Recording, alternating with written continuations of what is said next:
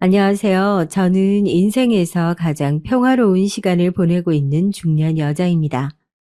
톡톡 사연을 좀 더 일찍 알았다면 더 좋았을 것 같다는 생각을 할 정도로 제가 열혈 애독자인데요. 제 이야기도 한번 사연으로 소개해 주시면 좋을 것 같아서 경험담을 신청해 봅니다. 저는 원래 친정 집안의 형편이 좋지 못해요. 그런데다가 제가 중학교를 입학하던 무렵 친정 부모님께서 억울하게 뺑소니 교통사고를 당하시는 일이 벌어졌어요. 왜 집에만 자꾸 힘든 일이 벌어지는지 세상이 너무한다는 생각이 들 뿐이었네요.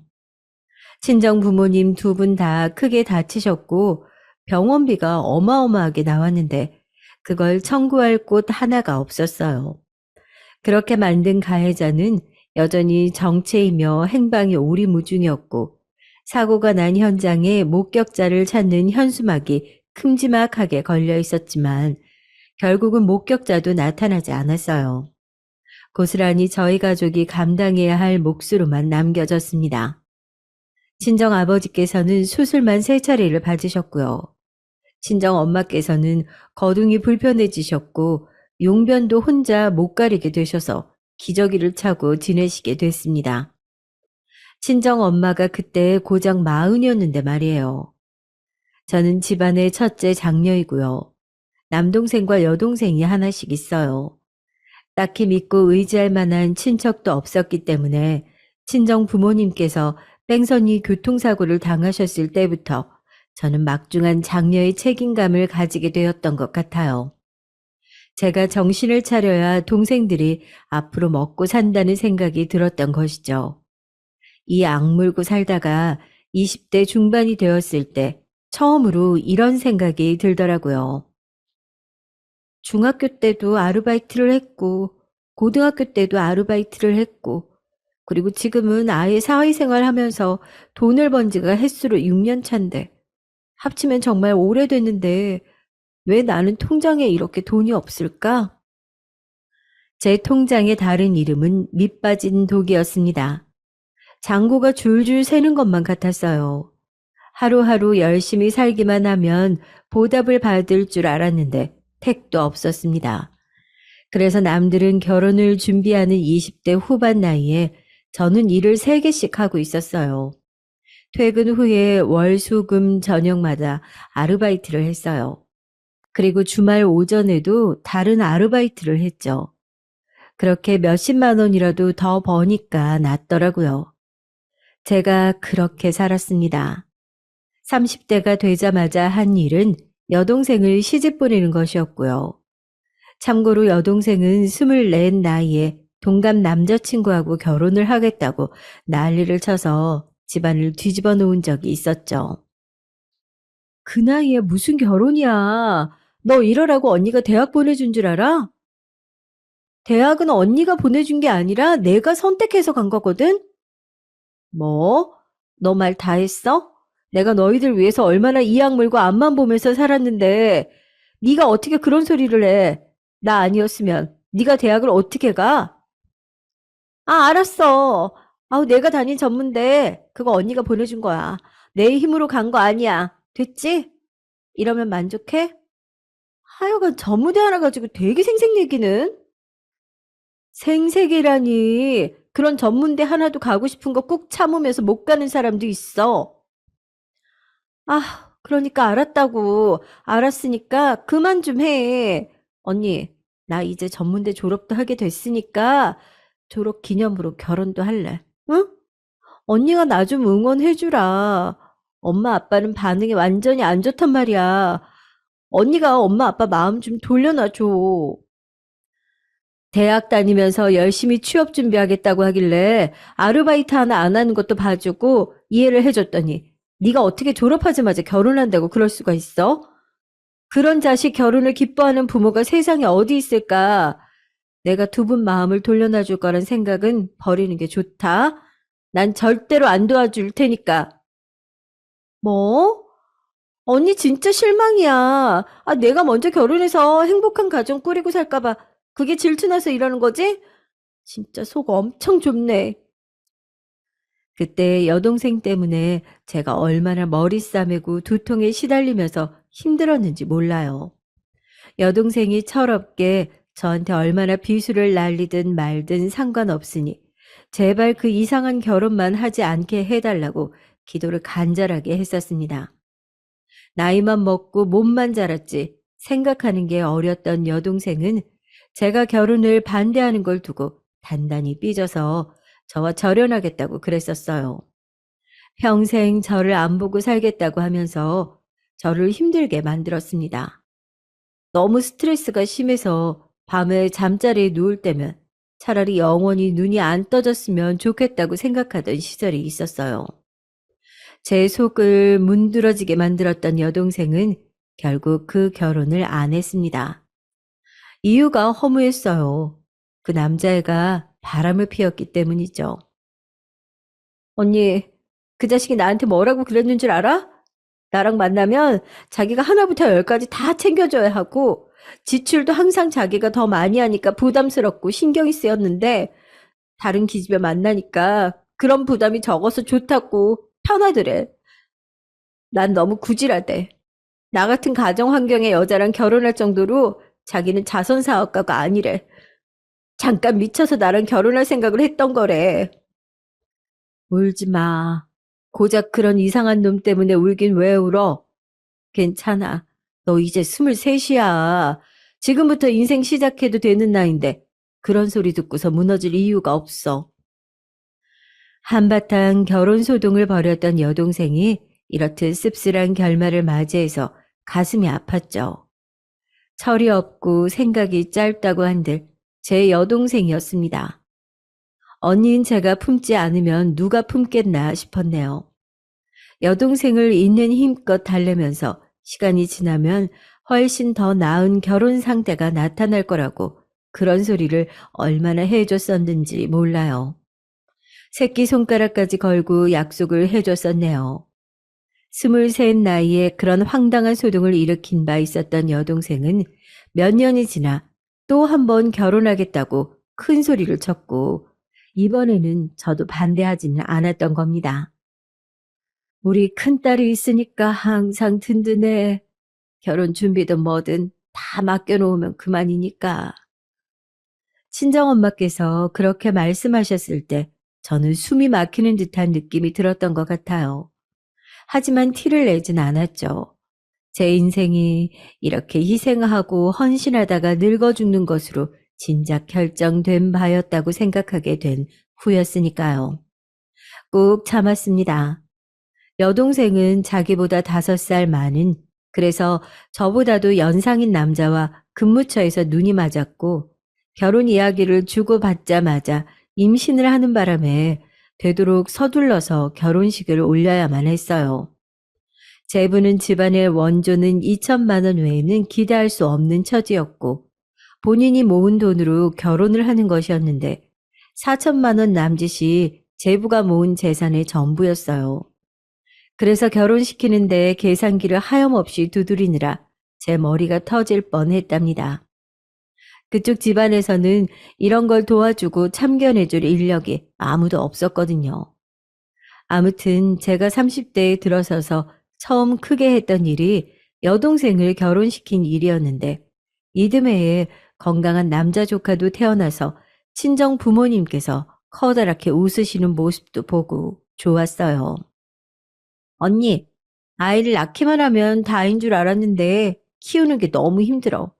애가 잠도 안 자고 자꾸 울고 그리고 자꾸 배고프다고 그런다? 대체 왜 그러는 걸까? 아, 그리고 대체 뭘 했다고 자꾸만 돈이 들어가는 거야. 누가 우리 집 돈 훔쳐가기라도 하나 봐. 돈이 자꾸만 없어져. 원래 애 키우는 건 힘들다고 하잖아. 체력도 많이 들고 돈은 더 많이 들어. 오죽하면 애 하나 낳아서 키우는 게 억소리 난다고 할까. 원래 돈이 많이 드는 게 맞아. 여동생에게 저는 언니라기보다는 엄마에 가까운 존재였던 것 같아요. 친정 엄마께서 교통사고 이후 거동이 불편해지시고 기저귀 생활을 하시게 됐을 때부터 예견된 바였던 듯 싶네요. 혹시 남동생이나마 일찍 철이 들고 어른스럽게 굴 줄 아는 녀석이었다면 좋았을 것 같은데 애석하게도 남동생은 여동생과는 조금 다른 결을 선보이며 제 속을 문드러지게 하는 녀석이었습니다. 고등학교 때 자퇴를 했어요. 친정 부모님께서 당연히 뒤집어지셔서 결사 반대를 하셨고 제 눈물로 호소까지 했었지만 소용이 없었습니다. 고등학교 졸업장만큼 의미 없고 쓸모없는 게 세상에 또 있을까? 일단 적성에도 안 맞는 공부하느니 내가 좋아하는 걸 찾아서 내 성공에 일찍부터 투자하는 편이 훨씬 낫지 않겠어? 우선은 작은 일부터 하면서 돈을 모으는 걸로 시작하면 돼. 남동생이 근거 없는 자신감에 가득 차서 그런 소리를 했을 때 저는 절대 네 생각대로 안 된다며 맞섰어요. 허무맹랑한 소리라고 제가 분명히 그렇게 일러주었죠. 그러나 남동생은 고집을 꺾지 않았고 결국은 자퇴의 길을 걸으며 제 심장을 벼랑 끝으로 내몰았습니다. 하나뿐인 아들이랍시고 남동생에게 은근히 기대를 걸고 계시던 친정 부모님의 마음을 저는 알고 있었기 때문이에요. 그런 기대를 남동생은 다 꺾고 짓밟아 놨어요. 자신만만해 하던 모습은 자퇴 이후 겨우 반년도 채 가지 못했습니다. 세상이 얼마나 냉정하고 냉혹한데요. 남동생이 막연히 그리던 멋진 일상은 찾아오지 않았죠. 결국 남동생은 괜한 짓으로 시간만 버린 채 자기 친구들이 대학 생활을 할 때 고등학교 검정고시를 쳤습니다. 20대 중반이 되도록 남동생은 뚜렷하게 하고 싶은 것도 잘하는 것도 전혀 없었고요. 진득하게 뭘 붙어서 하지도 못했습니다. 무엇이든 금방 실증을 내고는 했어요. 끈기가 없었죠. 그래서 저는 동생들이 둘 다 그 모양이었던지라 한 번을 쉼 없이 일을 했음에도 항상 돈이 없었던 겁니다. 여동생의 출산 직후 친정 아버지께서는 제가 아는 한 난생 처음으로 남동생의 뺨을 때리셨어요. 너는 조카가 태어났는데도 정신을 못 차려? 언제까지 이렇게 살 거야? 애비가 못났다고 해서 네가 똑같이 보고 배우기만 하면 어떡하라는 거냐? 너는 네 젊음이 청춘이 아깝지도 않어? 저는 하루하루 잘 지내고 있는데 왜 또 괜히 이러세요? 이젠 하다하다 절 때리는 거예요? 아버지는 그냥 제가 마음에 안 드시는 거 아니고요. 어이구 이 못난 놈아. 애비를 보고 배울 게 없거든. 네 누나를 봐라. 너같이 덜 떨어진 동생 녀석 때문에 지금 뭘 어쩌고 있는지 네 누나 한번 보라고 이거사. 남동생은 제가 거론되자 차마 할 말이 없는지 입을 다물었습니다. 맞은 뺨보다도 부끄러움과 민망함에 달아오른 귀가 더 빨갛게 보이더라고요. 남동생은 얼마 뒤 숙식이 제공되는 공장으로 들어갔어요. 조카의 양말값이라도 벌겠다고 하면서 그런 말을 남기고는 공장 생활을 시작했는데 그 변화에 친정 부모님께서는 우셨습니다. 하지만 가장 기뻤던 건 저였어요. 그토록 오래 제 속을 타들어가게 만든 남동생이었지만 제가 먼저 그 손을 놓을 수가 없어서 한숨만 쉬며 희생하던 나날이었는데 드디어 뭔가 변화가 생긴 참이었습니다. 이때 제 나이가 이미 30대 중반이었어요. 저는 30대 중반에 이르러서야 잠시 멈춰서서 하늘을 올려다볼 수 있었던 거예요. 하늘을 올려다본 다음에는 스스로에게 말했죠. 이제 잠시 쉬었으니 앞으로 더 열심히 달리자, 열심히 일을 하자, 이렇게 다짐을 했습니다. 여전히도 저는 가장이었기 때문이에요. 친정 부모님께서 또 건강 문제를 겪기라도 하시면 큰 돈이 훅훅 빠지는 것이었기에 항상 대비가 되어 있어야만 했죠. 쉬지 않고 또 돈을 벌며 지냈죠. 조카에게 들어가는 돈까지 이제는 따로 필요했기에 숨만 쉬어도 돈이 다 빠져나가는 기분이었습니다. 그래도 제 가족을 위하는 거니까 애써 보람을 느꼈죠. 남동생은 공장에 고참이 소개해준 여자와 만난 지 얼마 되지 않아서 결혼을 했어요. 둘은 동갑내기였죠. 제 옳게 되는 사람이 금세 임신을 하는 바람에 결혼을 서두른 것이라 여동생 때와 비슷한 점이 많았습니다. 확연히 달랐던 점은 올케가 자기 집안이 비록 넉넉하지는 못해도 신혼집으로 쓸 작은 집을 가지고 있었다는 점이에요. 그곳에서 남동생과 생활을 시작했죠. 그것만으로도 저는 너무나 감사했네요. 태어난 아이는 또 남자 조카였답니다.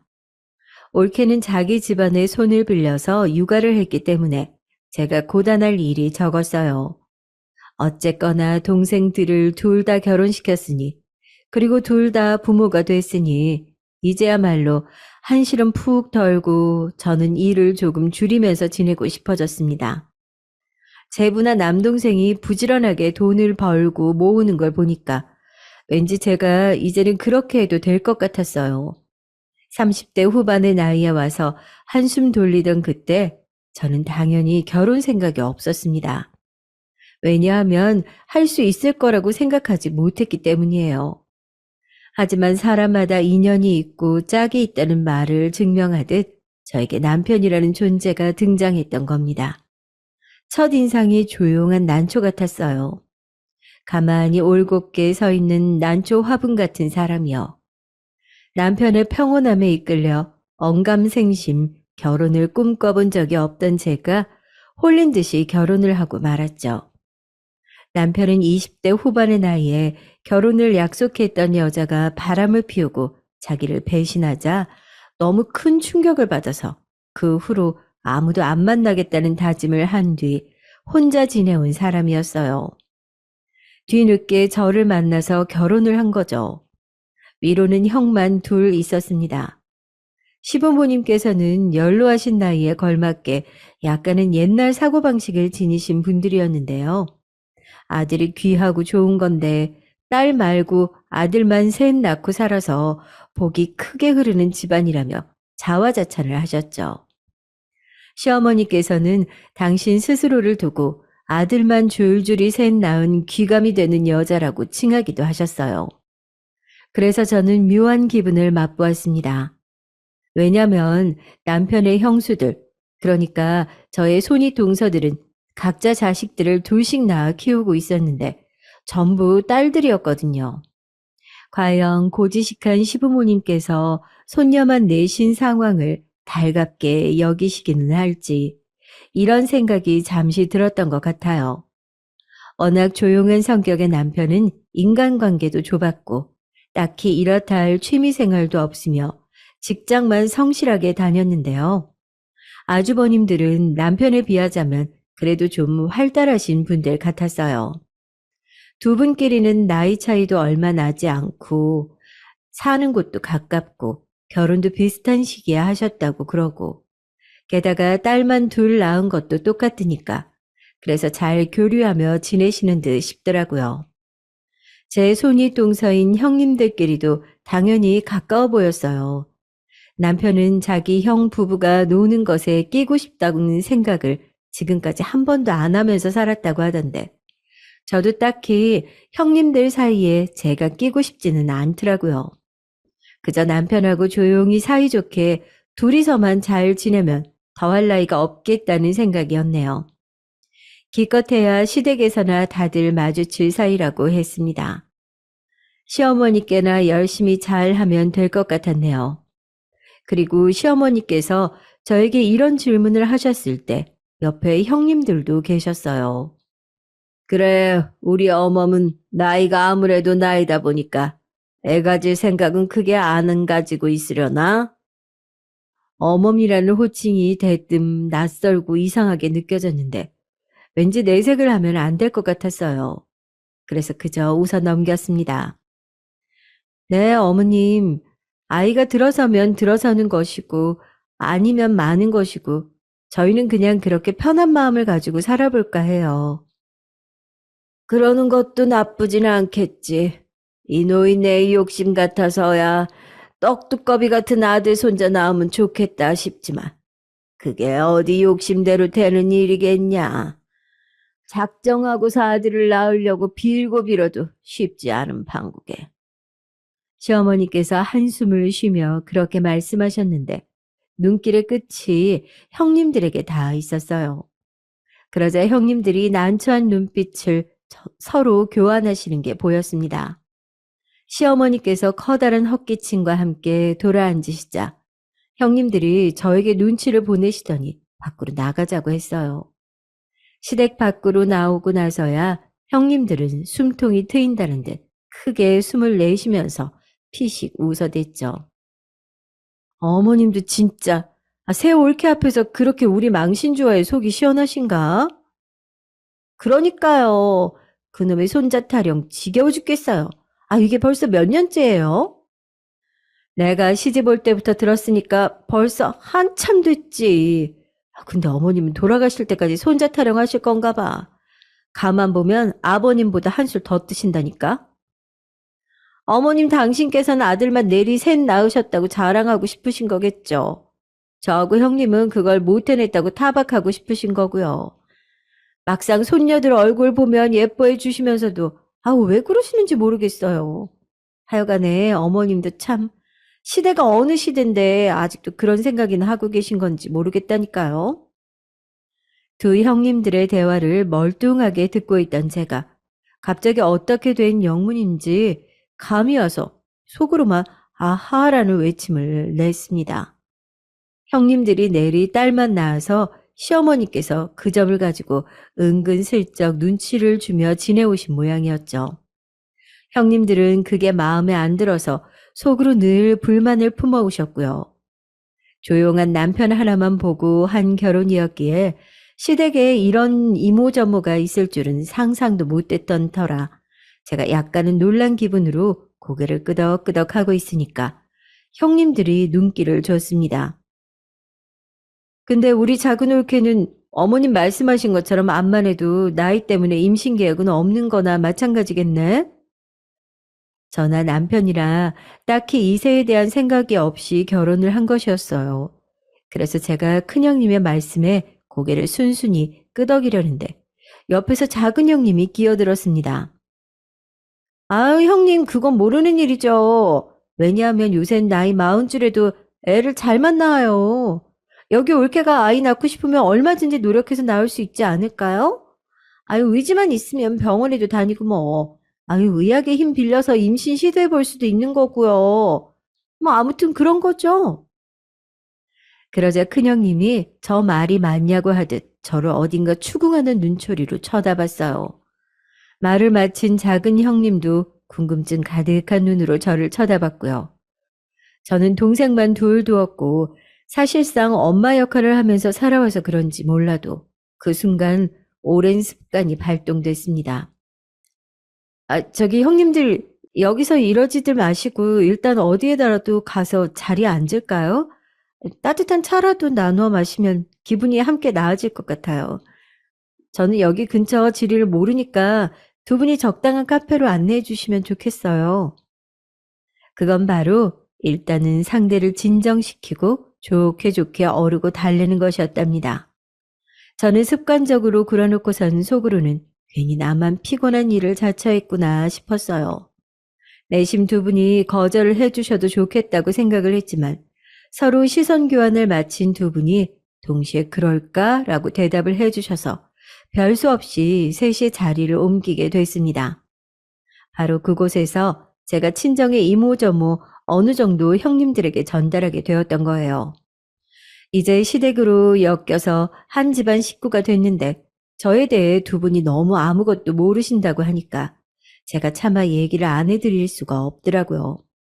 특히 저는 나이는 꽤 찼지만 막내 며느리로 새로 들어온 입장이었으니 두 분의 궁금증을 풀어드릴 의무가 있다고 생각했습니다. 전부 이야기할 필요는 없는 것 같아서 간략하게 줄인 친정 이야기를 전해드렸는데 두 분 다 표정에 당혹감이 스치고 있었어요. 먼저 입을 여신 큰 형님의 말씀을 듣고 저도 곧 따라서 당혹스러워졌죠.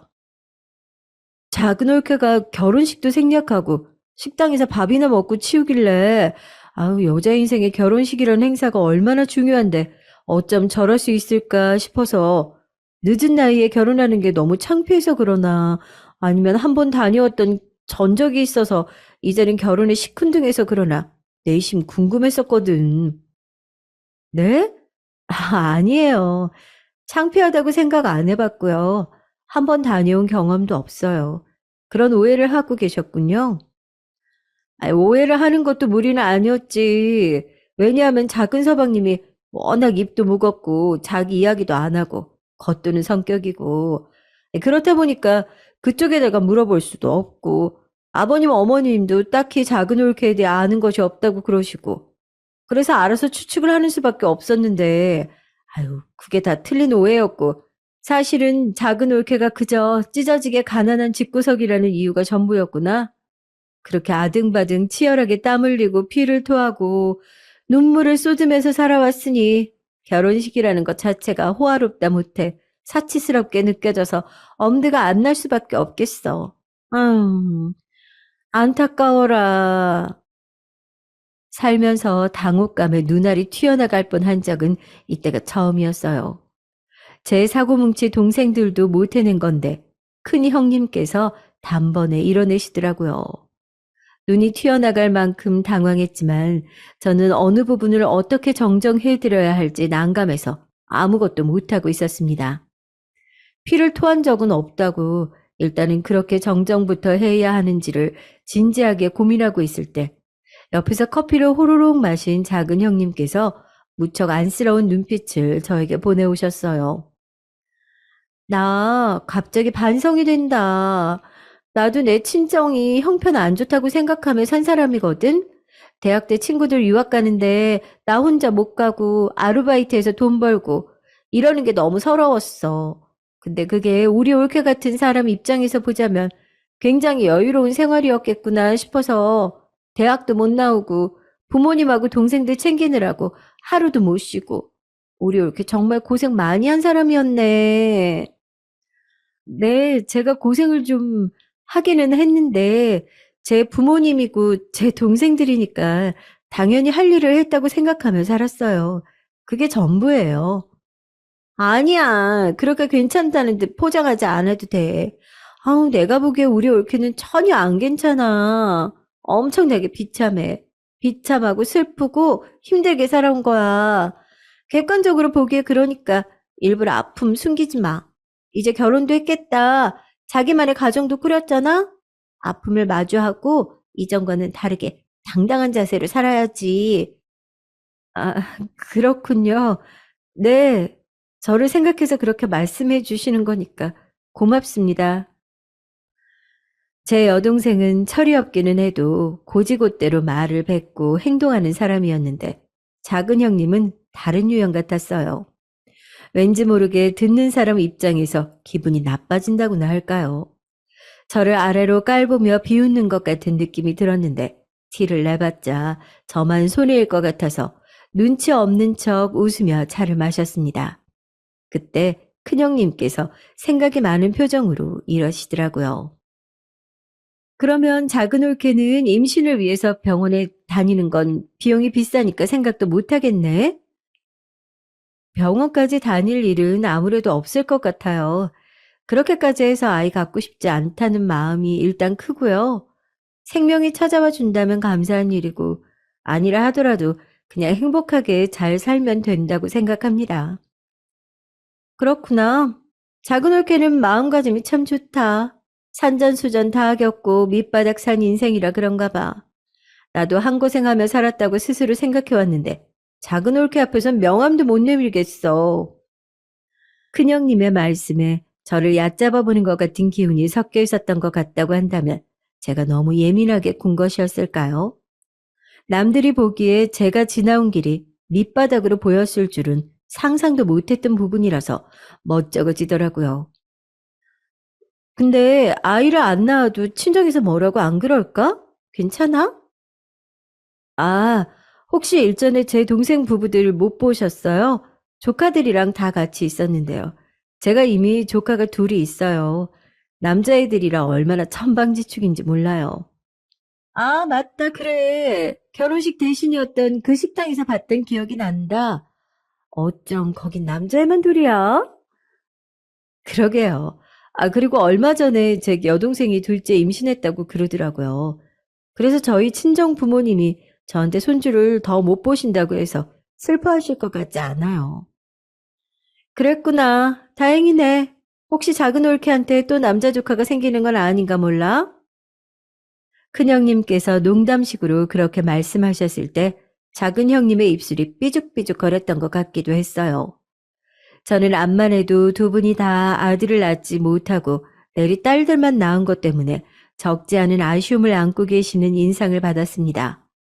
그날 형님들과 이런저런 대화를 오래 나누었고 집으로 돌아오면서 괜히 너무 많은 소리를 떠들었나 싶어서 약간은 후회도 됐죠.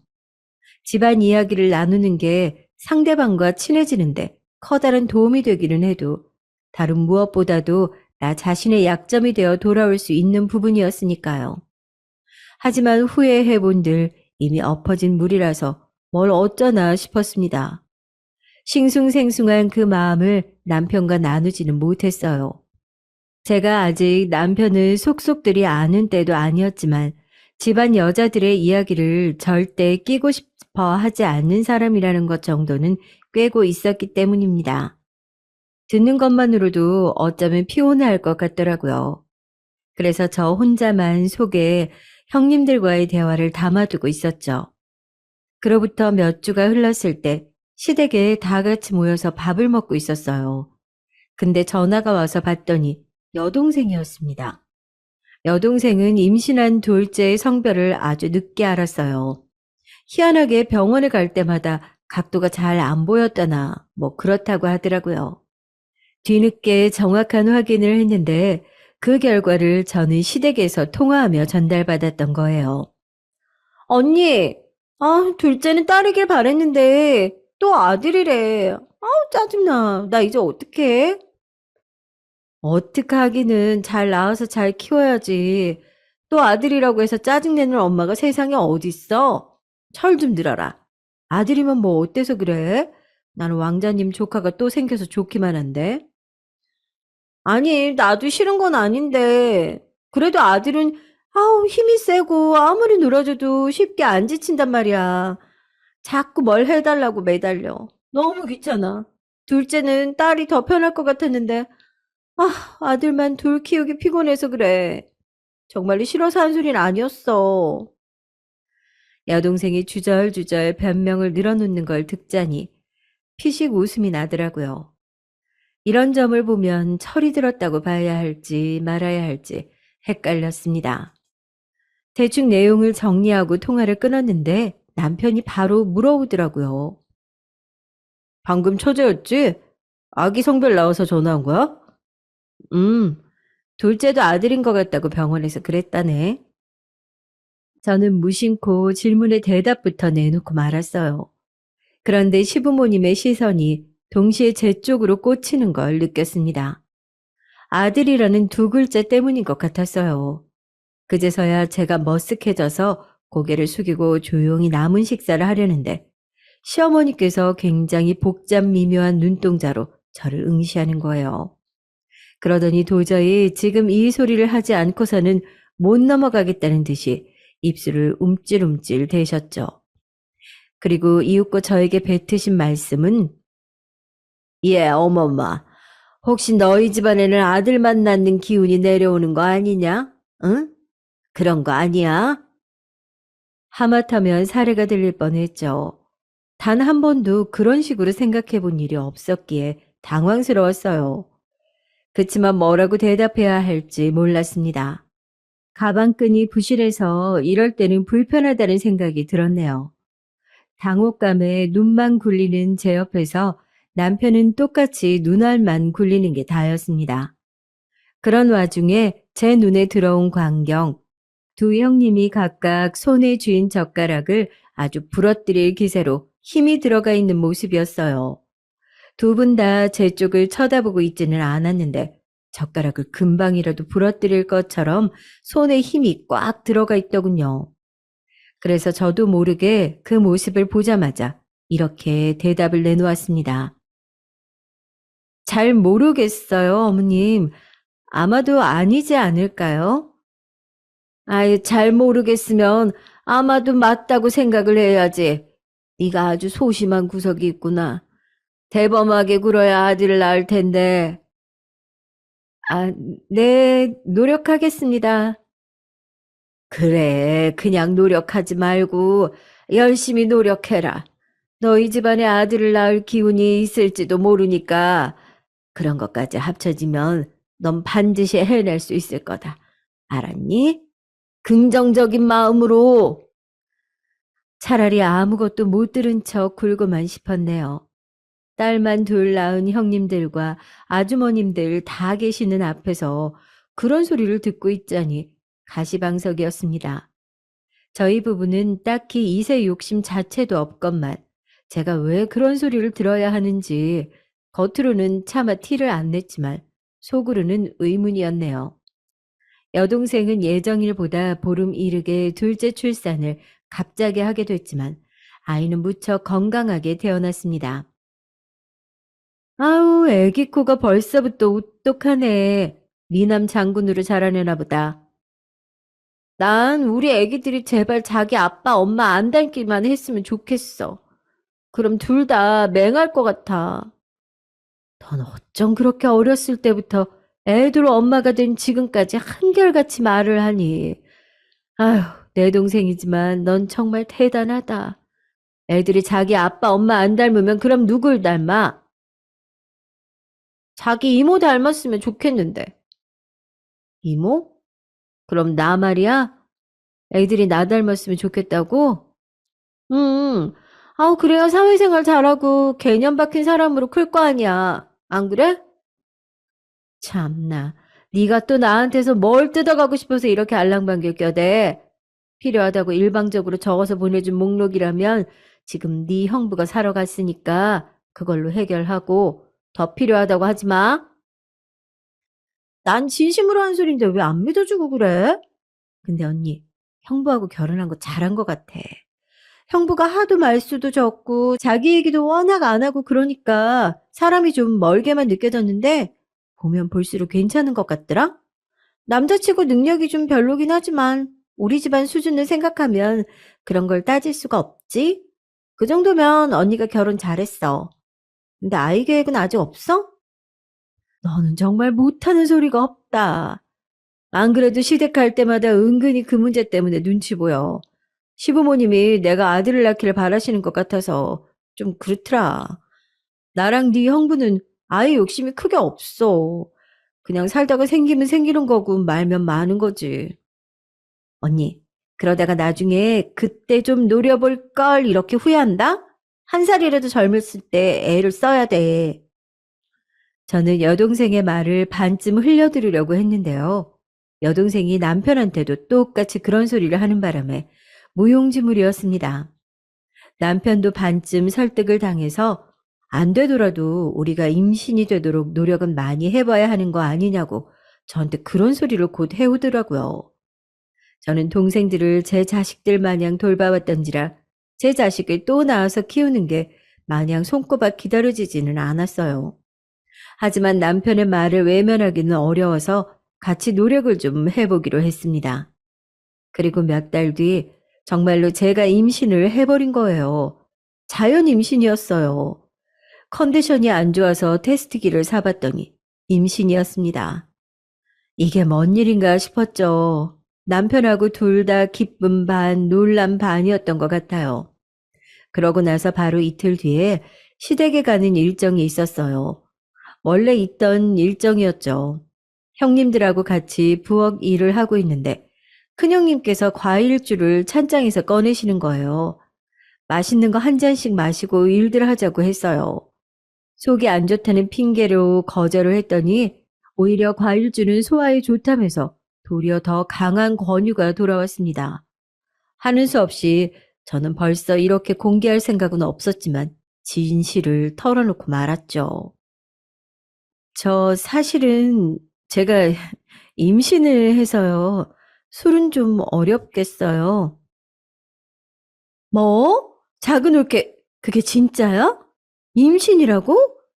언제 알았는데? 아, 얼마나 됐어? 이틀 전에 알았어요. 내일 병원 가려고 예약을 해뒀고요. 어쩌다 보니까 남들보다 늦은 나이에 아이를 품게 됐네요. 왠지 좀 쑥스러워요. 쑥스러워할 일이 아니지. 작은 올케 나이가 몇인데 임신이라니. 그럼 무조건 내년 출산인데 그때는 나이를 더 먹겠네. 태어날 아이하고 나이 차이가 더 날 테고. 좀 그렇다. 마냥 축하해주기에는 뱃속 아이 입장이 걸려서 좀 마음이 씁쓸하네. 큰형님의 말씀에 제 얼굴이 뜨거워졌어요. 과일주를 마시지도 않았는데 얼굴이 열이 오르더라고요. 왠지 모를 수치심이 들었습니다. 작은 형님께서는 갑자기 저와 눈도 안 마주치시고 고개를 휙 돌리신 채로 딴청을 피우고 계셨어요. 두 분 다 임신을 축하한다는 소리를 안 해주시더라고요.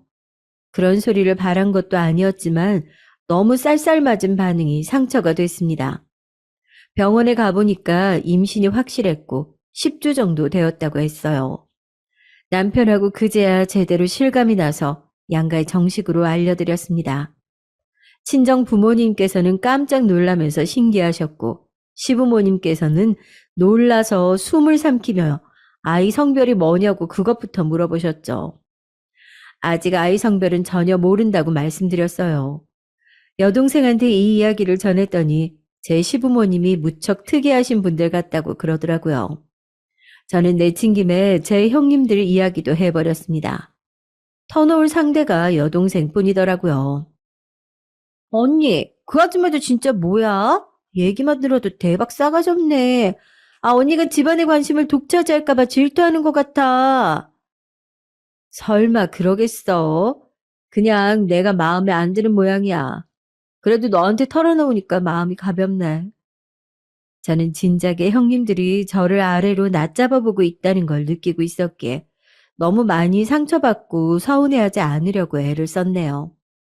하지만 그로부터 얼마 지나지 않아 시댁에서 다시 마주쳤을 때 쌀쌀맞은 두 사람의 반응을 보고 속이 너무 답답해져서 제가 먼저 말을 꺼내고야 말았습니다. 동생들을 어르고 달래던 습관이 이럴 때 또 발동이 되더라고요. 제가 임신을 한 게 어느 부분에서 마음에 안 드신 거예요? 그냥 터놓고 얘기만 해주시면 좋겠어요. 속에 담아둬봤자 형님들만 답답하고 저도 눈치 보이고 그럴 뿐이잖아요. 그리고 저는 괜한 계기를 만들었다고 곧 후회를 하게 됐습니다. 왜냐하면 기다렸다는 듯이 형님들께서 저에게 쏟아낸 말들이 전부 비수로 꽂혔기 때문이에요. 작은 올케가 어떤 사람인지 그 배경을 몰랐다면 또 모를까. 알고 있으니까 태어날 아기가 너무 안 됐다는 생각이 드는 게 어쩔 수가 없네. 작은 서방님이 벌이가 좋은 것도 아닌데 작은 올케는 친정이 그 모양이라 본인이 백날 첫날 가장 노릇이나 하지. 그래가지고서 자기 자식에게 사랑스레 물려줄 수 있는 게 어디 하나라도 있겠어? 내 생각도 비슷해 올케. 솔직히 아이를 가진 건 너무 아이 입장에서 생각을 못한 것 같아. 아이가 올케 같은 수준의 엄마한테서 태어나고 싶겠어? 엄마 나이도 그렇게나 많은데 안 태어나고 싶은데 선택권이 없으니까 어쩔 수 없이 강제로 태어나는 거지 뭐. 아이 입장에선 너무 답답하지. 나나 형님 정도여도 애 둘 키우기 쉽지 않았는데 올케 같은 사람이라면 아이를 안 낳는 게 솔직히 아이를 위하는 길이라고 봐. 생각지도 못하게 아이 입장이라는 소리를 들으니까 말문이 턱 막히더라고요. 단 한 번도 그런 식으로 생각을 못 해봤기 때문에 엄청 난감했어요. 할 수만 있다면 쥐구멍에 숨고 싶을 만큼 그 순간이 모욕적으로 느껴졌습니다. 너무 당황한 나머지 형님들의 무례를 따지지도 못하고 저는 그 자리를 벗어나는 것에만 급급했어요. 집으로 가는 동안 남편이 무슨 일이 있었냐고 묻는데 굳이 이런 머리 아픈 주제를 나누고 싶지 않아서 저는 별일이 없다고 둘러댔습니다. 지금까지 열심히 살았는데 적어도 내 가족들에게는 부끄러울 것 없이 떳떳하고 당당하게 그렇게 살았는데 내가 아이를 갖는 것도 남의 시선으로 보자면 자격이 안 될 정도로 내가 형편없는 인물인가? 내가 살아온 게 고작 그 정도의 인생이었나? 남의 말 때문에 크게 휘둘리고 싶지 않았건만 자괴감이 드는 것만큼은 막을 수가 없었어요. 그런 와중에 여동생과 통화를 하게 됐는데 잠긴 목소리를 숨길 힘이 없어서 그대로 드러내고 말았죠. 저를 걱정하길래 있었던 일을 다 알려주지는 않고 그저 형님들하고 얘기하다가 속상한 점이 있었다는 정도로만 설명을 했었죠. 못돼 처먹은 형님들에게 이상한 소리를 듣고 싶지 않아서 일부러 다음번에 시댁에 안 갔습니다. 그렇게 몇 주를 발길을 끊었다가 꼭 가야 할 건수가 있어서 가게 됐어요. 시부모님께서는 싱글벙글 웃는 얼굴로 저희 부부를 맞아주셨죠. 어서 와라, 어서 와. 아유, 우리 집안 손자를 배에 품고 있어서 그런가. 얼굴도 전보다 유달리 고와 보이네. 며칠 전 제 뱃속에 아이가 아들임을 시부모님께서 따로 연락해서 알려드린 바 있었어요. 형님들과 아주버님들은 이 자리에서 처음 듣는 것이었고요. 다들 놀란 표정들이더라고요. 특히나 형님들은 표정들이 아주 어두웠습니다. 아니, 연락도 안 받고 콧배기도 안 비추더니 아들 임신했다고 일부러 유세 떠느라 그랬구나? 작은 올케 참 멋지다. 큰 형님께서 그렇게 속삭이며 제 어깨를 세게 치고 지나가셨어요. 저는 기가 막혔죠. 똥이 무서워서 피하는 건 아닌 것 같아서 부엌 쪽으로 가봤습니다. 이제 형님들은 저를 왕따시키기로 한 것인지 둘이서만 한쪽에서 뭔가를 하면서 제 쪽은 보지도 않았죠. 저는 민망해져서 괜히 쟁반이나 정리해야 됐고 두 사람은 저를 내버려둔 채 함께 거실 쪽으로 향했어요. 애를 둘씩이나 둔 엄마들이 유치하게 왜 저러는가 싶어서 저도 참 속상해하던 바로 그때였어요. 거실 쪽으로 저도 걸어 나가고 있었는데 갑자기 남편이 형님들의 뺨을 차례로 때리는 장면이 눈에 들어오는 게 아니겠어요? 뺨을 맞은 형님들은 전부 넋이 나가버렸고 아주버님들은 난리가 났습니다. 시부모님께서는 눈이 튀어나올 지경이었고요. 여, 여보, 지금 뭐 하는 짓이야 대체? 미쳤어? 고요한 난초 같은 남편이 그런 행동을 한 것에 저 또한 기절할 만큼 놀랐습니다. 아주머님들이 열받아서 따지기 직전 남편은 화가 넘실거리는 눈빛으로 형님들을 쳐다보며 말했어요. 다시 한번 말씀해 보세요. 어디 한번 모두가 듣는 가운데 크게 한번 말씀해 보시라 이겁니다.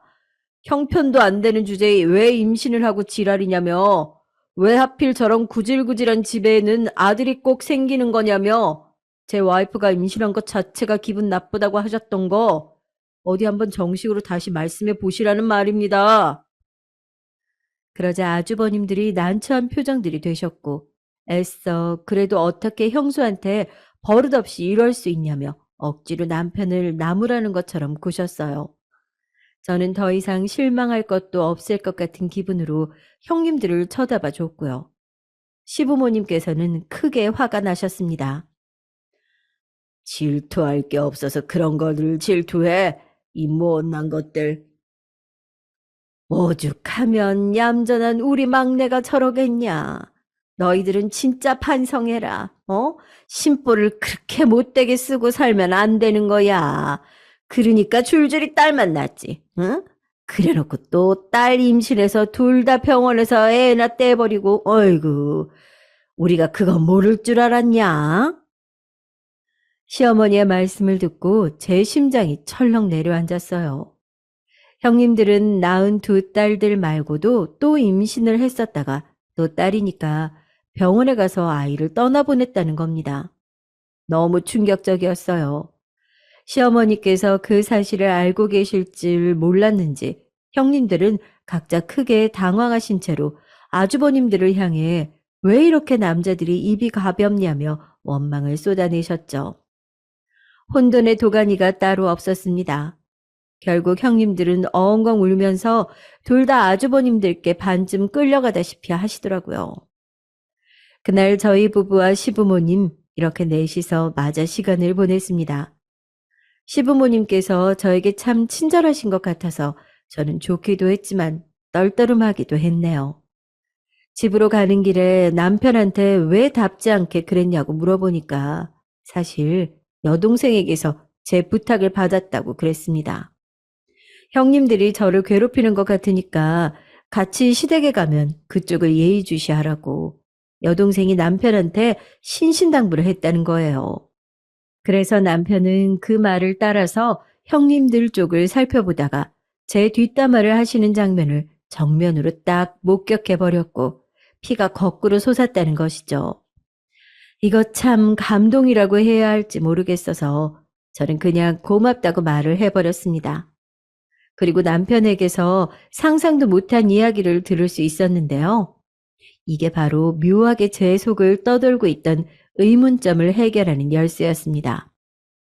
우리 집안 겉보기에는 돈 없고 조금씩 쪼들리면서 사는 것 같아도 나름 재산은 있어. 아주 옛날부터 들고 있는 땅이 조금 있거든. 그게 우리 집안의 보물이라고 할 수 있겠지. 뭐? 땅이라고? 나는 지금 그런 얘기 처음 들어봐. 미안해. 숨기려고 한 건 아니었고 굳이 미리 얘기할 필요는 없을 것 같아서 그랬어. 두 분 다 돌아가시기 전에는 자식들에게 절대 안 넘겨주겠다고 예전에 아예 못을 박아 놓은 적이 있기도 했고. 정말? 아니, 아버님, 어머님도 대단하신 분들이네. 뜻이 그렇다면요, 어쩔 수 없지. 근데 조카들이 태어나기 직전에 두 분이 갑자기 이런 말씀을 하셨던 거야. 자식들한테는 미리 넘겨줄 생각이 추워도 없지만 혹시 집안에 대를 이을 손자가 태어난다면 마음 바뀌어서 그쪽에다가 땅을 다 줘버릴 수도 있다고. 두 분이 그러셨어. 나는 재산 욕심 하나도 없이 소박하게 살아온 사람이라서 그 얘기 듣고도 아무 생각 없이 살아왔는데 설마 당신하고 이렇게 결혼을 해서 아들의 탄생을 기다리게 될 줄 몰랐어. 뭐라고? 잠깐만.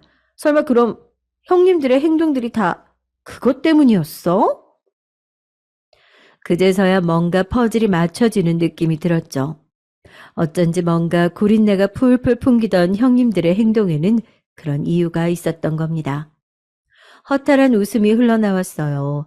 그놈의 돈, 땅, 재산, 뭐 그런 것들, 그런 게 필요해서 쉬지 않고 힘들게 살아왔던 저였지만 결국은 다 가족을 위하는 마음이었거든요. 근데 한순간도 제 인생에서 돈이 가족보다 앞서 있었던 적은 없었습니다. 그래서 형님들을 진정으로 미워하지 않기로 했고 앞으로 굳이 상종도 안 하기로 했어요. 여보, 나는 그거 땅 우리 거가 되든 말든 크게 관심 없으니까 그냥 흘러가는 대로 살자. 제 허탈한 미소를 본 남편도 비슷한 생각을 했는지 웃으면서 고개를 끄덕여 줬습니다. 그 후로 저는 무사히 아들을 출산했고 손자만 가득한 친정과 드디어 손자를 맞이한 시댁의 반응이 천지차이라서 비교를 하는 재미도 있었던 것 같아요. 저희 부부에게 그 재산이 정말로 떨어졌는지는 비밀입니다만 지금까지 한 번도 금전적인 걱정을 하지 않고 여유롭고 풍족하게 아주 잘 살아왔다는 것만은 확실하게 말씀드릴 수가 있겠네요. 늦은 결혼, 늦은 출산. 그렇지만 무엇 하나 뒤떨어진 것 없었던 것 같습니다. 안녕하세요. 여기 사연을 늘 재미있게 듣고 있던 평범한 주부입니다. 제 얘기를 보내면서 이게 사연거리가 될까 싶어서 약간은 주저했지만 그래도 한편으로는 쭉 적어보니 그냥 제 자신에게 뭔가를 털어놓는 계기가 될 것 같더라고요. 결코 쉬운 인생살이는 아니었기에 다른 분들과도 나눠보고 싶습니다. 저에게는 웬만해선 누구에게나 다 있는 시댁이 있고 당연히 어머니라는 존재도 계셨어요. 친정 엄마는 일찍 돌아가셨고 아빠와 여동생, 남동생이 있다 보니 그렇게 친정 쪽에 많이 오갈 일은 없더라고요. 이게 참 묘하게 말이죠. 제가 고등학생 때 친정 엄마가 돌아가셨는데 시간이 지나 어른이 되면 그런 빈자리가 크게 티가 안 날 줄 알았어요. 근데 전혀 그렇지 않은 거예요.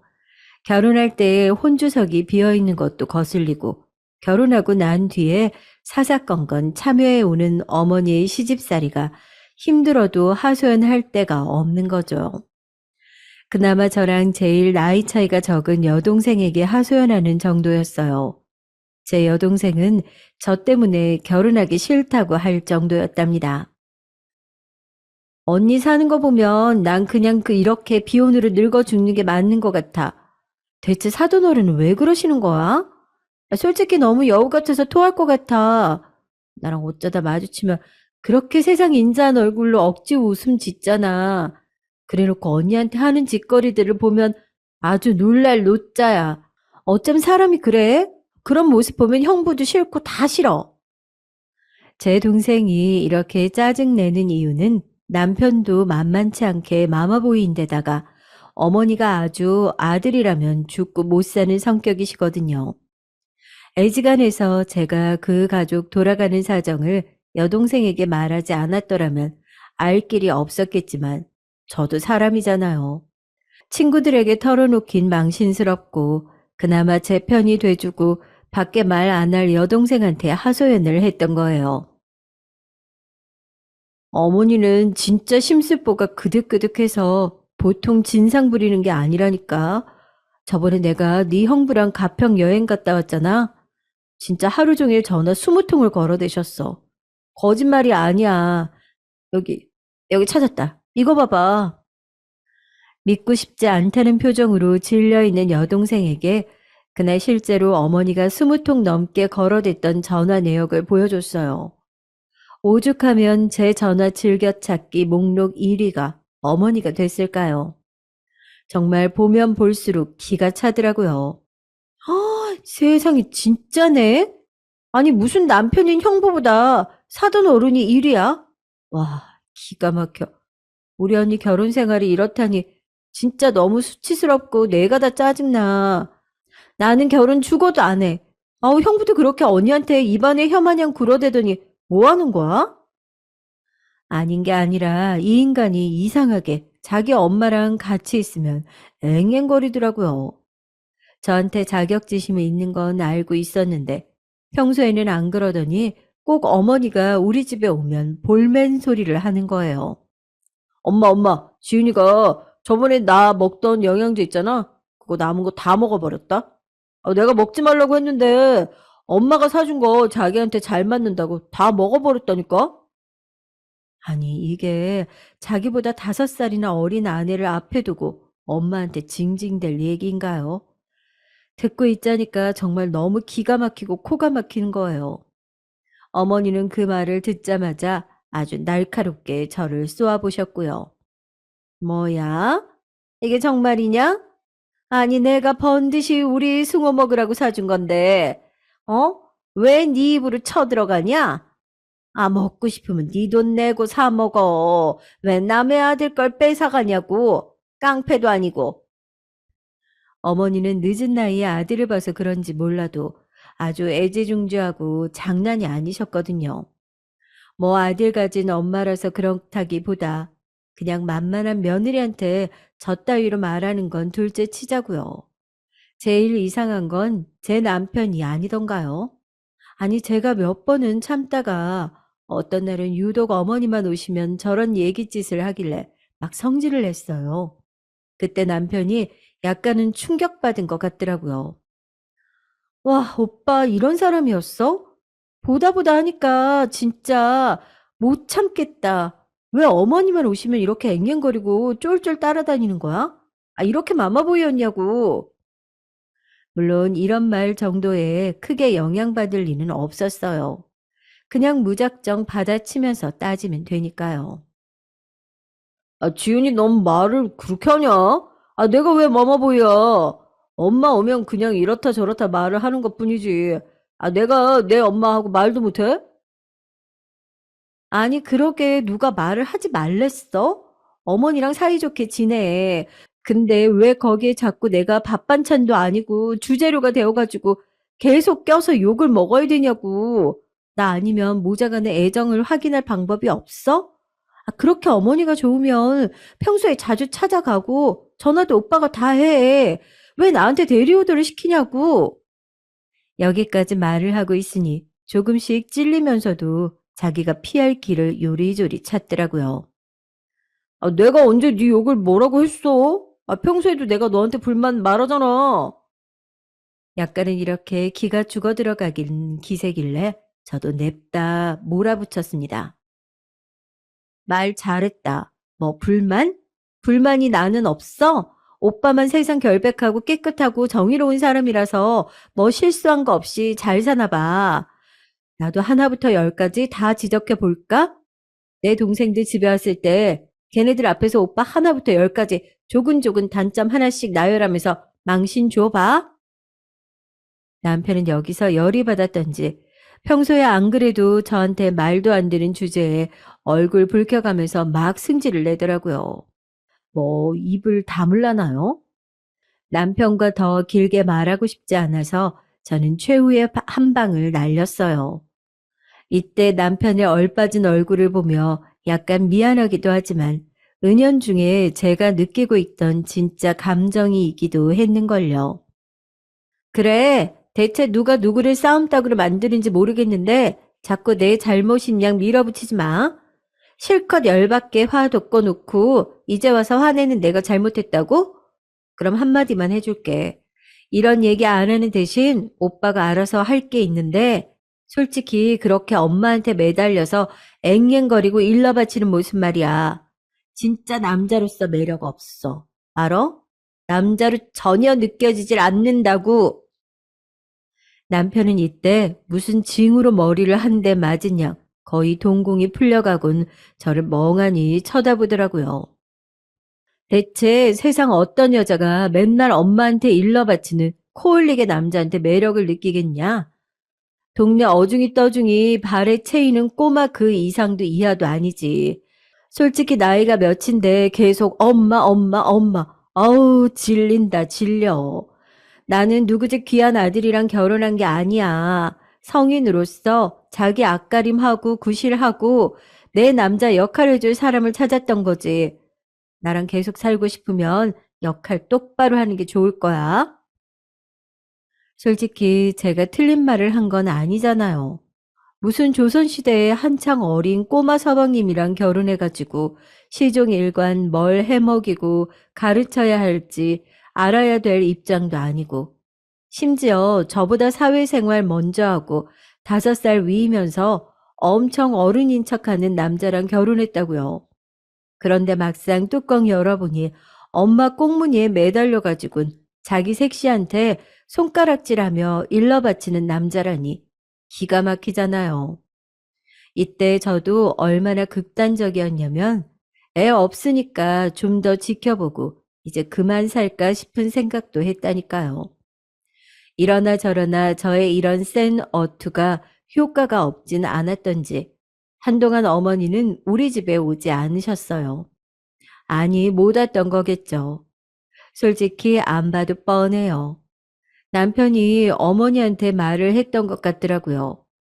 어머니는 이 사실을 모르는 건 아니고 아마 다 알고 있었을 텐데 그 내용 구구절절히 다 따질 수는 없었던 것 같아요. 그랬다간 자기 아들이 또 그대로 일러바쳤다는 걸 걸리니까 말이에요.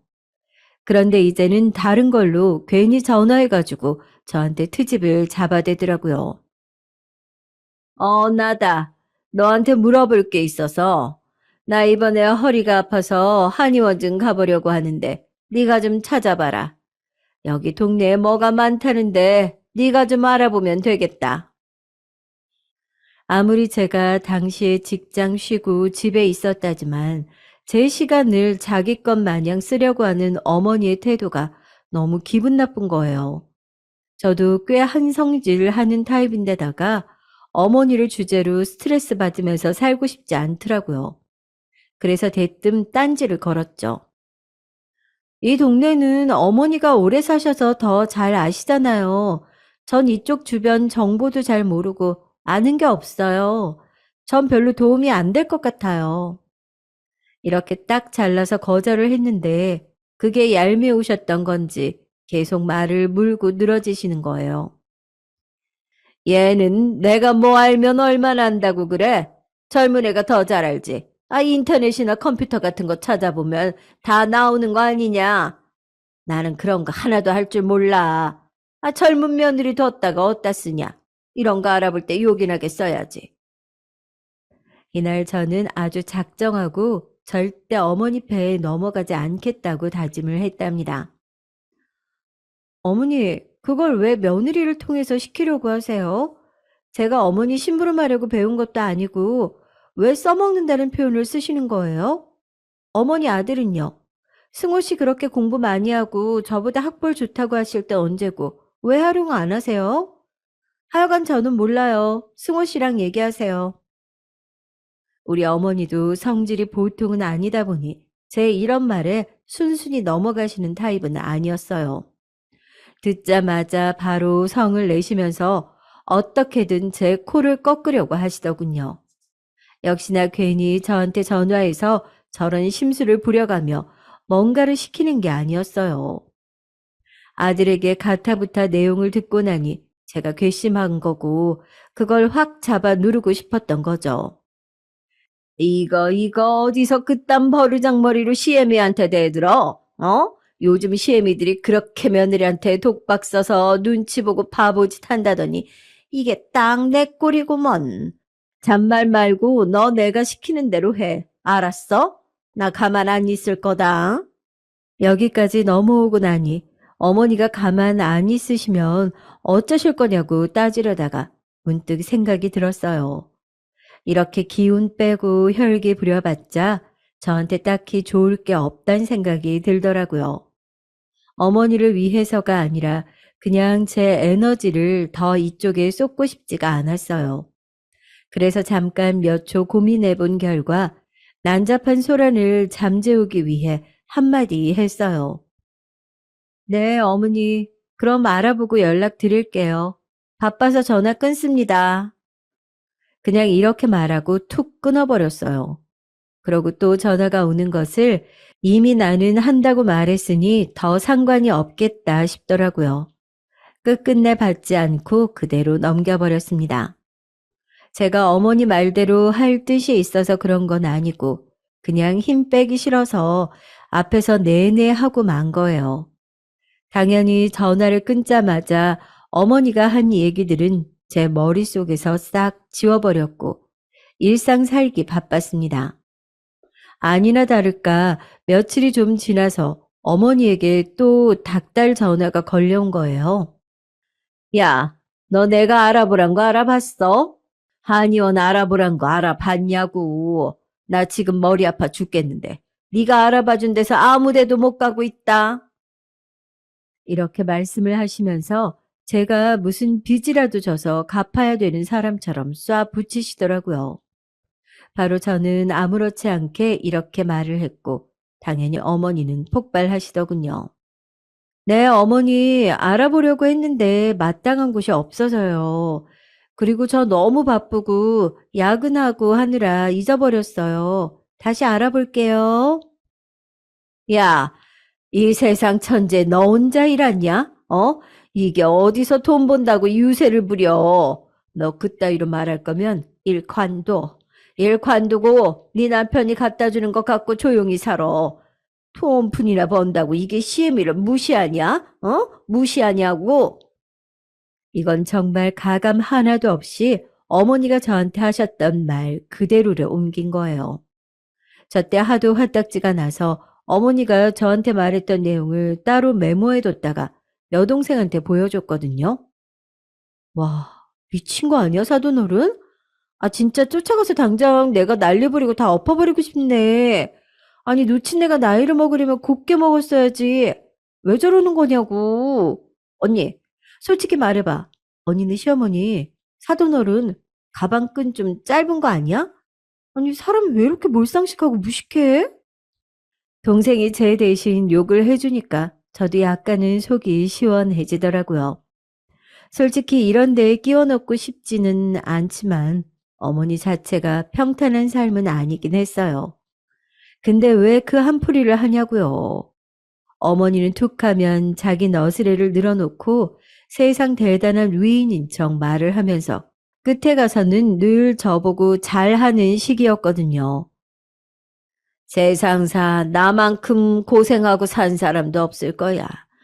니네 시아버지도 날 얼마나 무시했고 그 엄마인 시어머니를 더불어 그 큰 고모, 작은 고모, 막내 고모까지 아주 독한 것들이었어.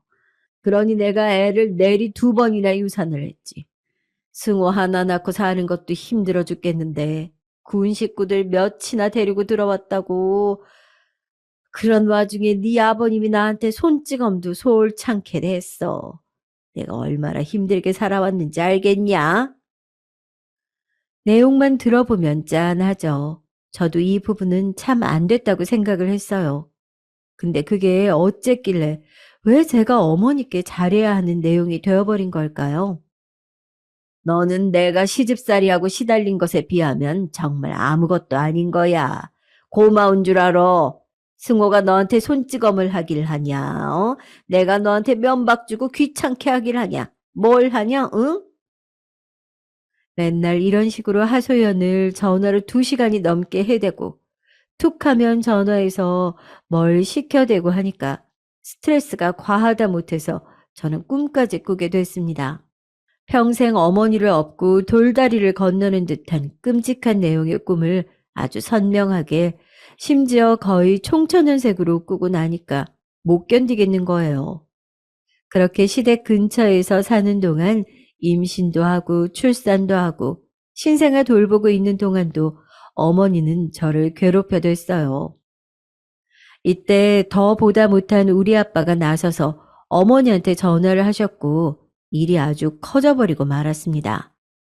왜냐하면 산후 우울증이 심했던 저는 대뜸 애를 데리고 집을 나가 아빠한테 엉엉 울며 매달렸거든요. 저의 이런 모습을 흔하게 본 게 아니다 보니 아빠도 기가 막히셨던 모양이에요. 지은아, 아, 왜 그래? 왜 그러는 거야?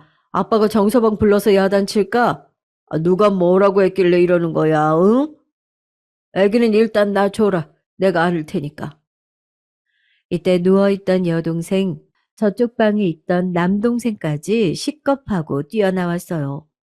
저는 그때 엉엉 울면서 저 따라 귀가 찢어질 듯 울어대는 아기를 아빠에게 넘기고 날쌘 소리를 질러댔죠. 아빠, 어머니가 날 무시해. 나보고 자기 아들한테 잘하래. 내가 무슨 나보다 어린 남편이랑 결혼했어? 내가 자기 아들을 키워줘야 되는 사람처럼 나한테 막말을 해.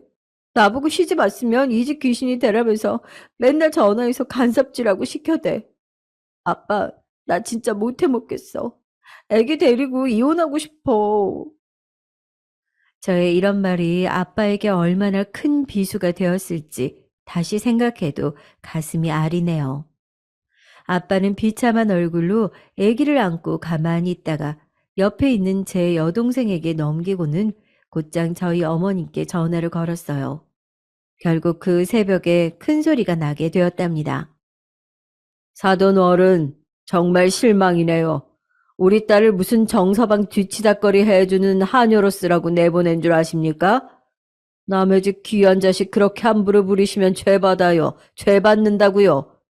무슨 말씀이신지 아시겠어요? 네, 듣다 별 거지 같은 소리를 다 듣고 이 시간 실례인 줄 압니다만 전화를 하게 되는 거예요. 뭐라고요? 이 새벽에 뭔 난리냐고요? 그러게 왜 새벽에 전화 받고 욕 얻어먹을 짓을 하고 사십니까? 뭐요? 네, 그러세요. 바깥 어른 바꿔보세요. 뭐 달라질 줄 아십니까? 아빠가 저렇게 눈 실핏줄이 터질 정도로 벌겋게 충혈돼서 누군가에게 감정을 토해내는 걸 본 적이 별로 없어요. 하지만 자식이 너무 속상해하니 아빠도 눈이 확 뒤집어졌던 것이겠죠. 결국 하다 아버님한테 전화기가 넘어가서 두 어른들끼리 거의 30분 넘게 전화를 안 끊고 싸워댔고 보다 못한 여동생이 억지로 전화를 끊어버려서 겨우 멈추게 됐습니다. 그 다음날 아빠는 저를 원래 집에 데려다 주면서 제 남편을 불렀어요. 남편도 처음엔 제가 혼자 아이를 데리고 들어오는 줄 알고 성난 표정을 하고 있다가 아빠가 따라 들어오시는 걸 보더니 약간 긴장하는 눈치더군요. 자네, 내 말 잘 듣게. 나 한 번만 사돈 어른이 나서서 지훈이한테 이래라 저래라 한단 소리 들으면 안 참을 거야. 알겠나? 저희 남편은 애지간해서 어른들한테 크게 대들지는 않는 타입이기 때문에 불만은 있어 보였지만 일단은 알겠다고 하더군요. 그런데 아빠가 어지간히 화가 나셨는지 한 번 더 힘주어 말씀하시는 거예요. 그냥 지나가는 말이 아니야. 한 번만 더 지훈이한테 이런 얘기 들려오면 자네 진짜 각오해야 돼. 나는 절대로 쉽게 안 넘어갈 걸세. 너 차면 다 뒤집어 엎을 거고 자네 역시 뼈도 못 추릴 거야. 그렇게 알게. 아빠는 정말 서슬이 퍼렇게 말씀을 하시고는 위아래로 제 남편을 싫어 죽겠다는 듯이 째려보시더니 문을 정말 거칠게 닫고 가버리셨어요. 솔직한 마음으로 뒤에서 그 모습을 보고 있자니까 꼴 좋더라고요. 이런 저를 못됐다, 나쁜 며느리다 하시는 분들이 계실 수도 있겠지만 먼저 그런 대접을 시작하고 남의 집 귀한 딸을 함부로 대했던 게 누구일까요? 바로 저희 어머니였어요. 아마 그래놓고도 저쪽 집은 조용히 있을 거다. 우리 아들은 절대 당할 리가 없다고 믿고 계셨을 테고요.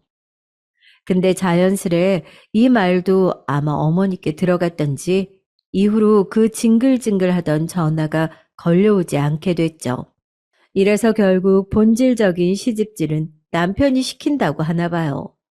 자기 아들이 힘들 것 같으니까 전화도 안 하고 찾아오지도 않고 찍소리도 못하고 있으니까요.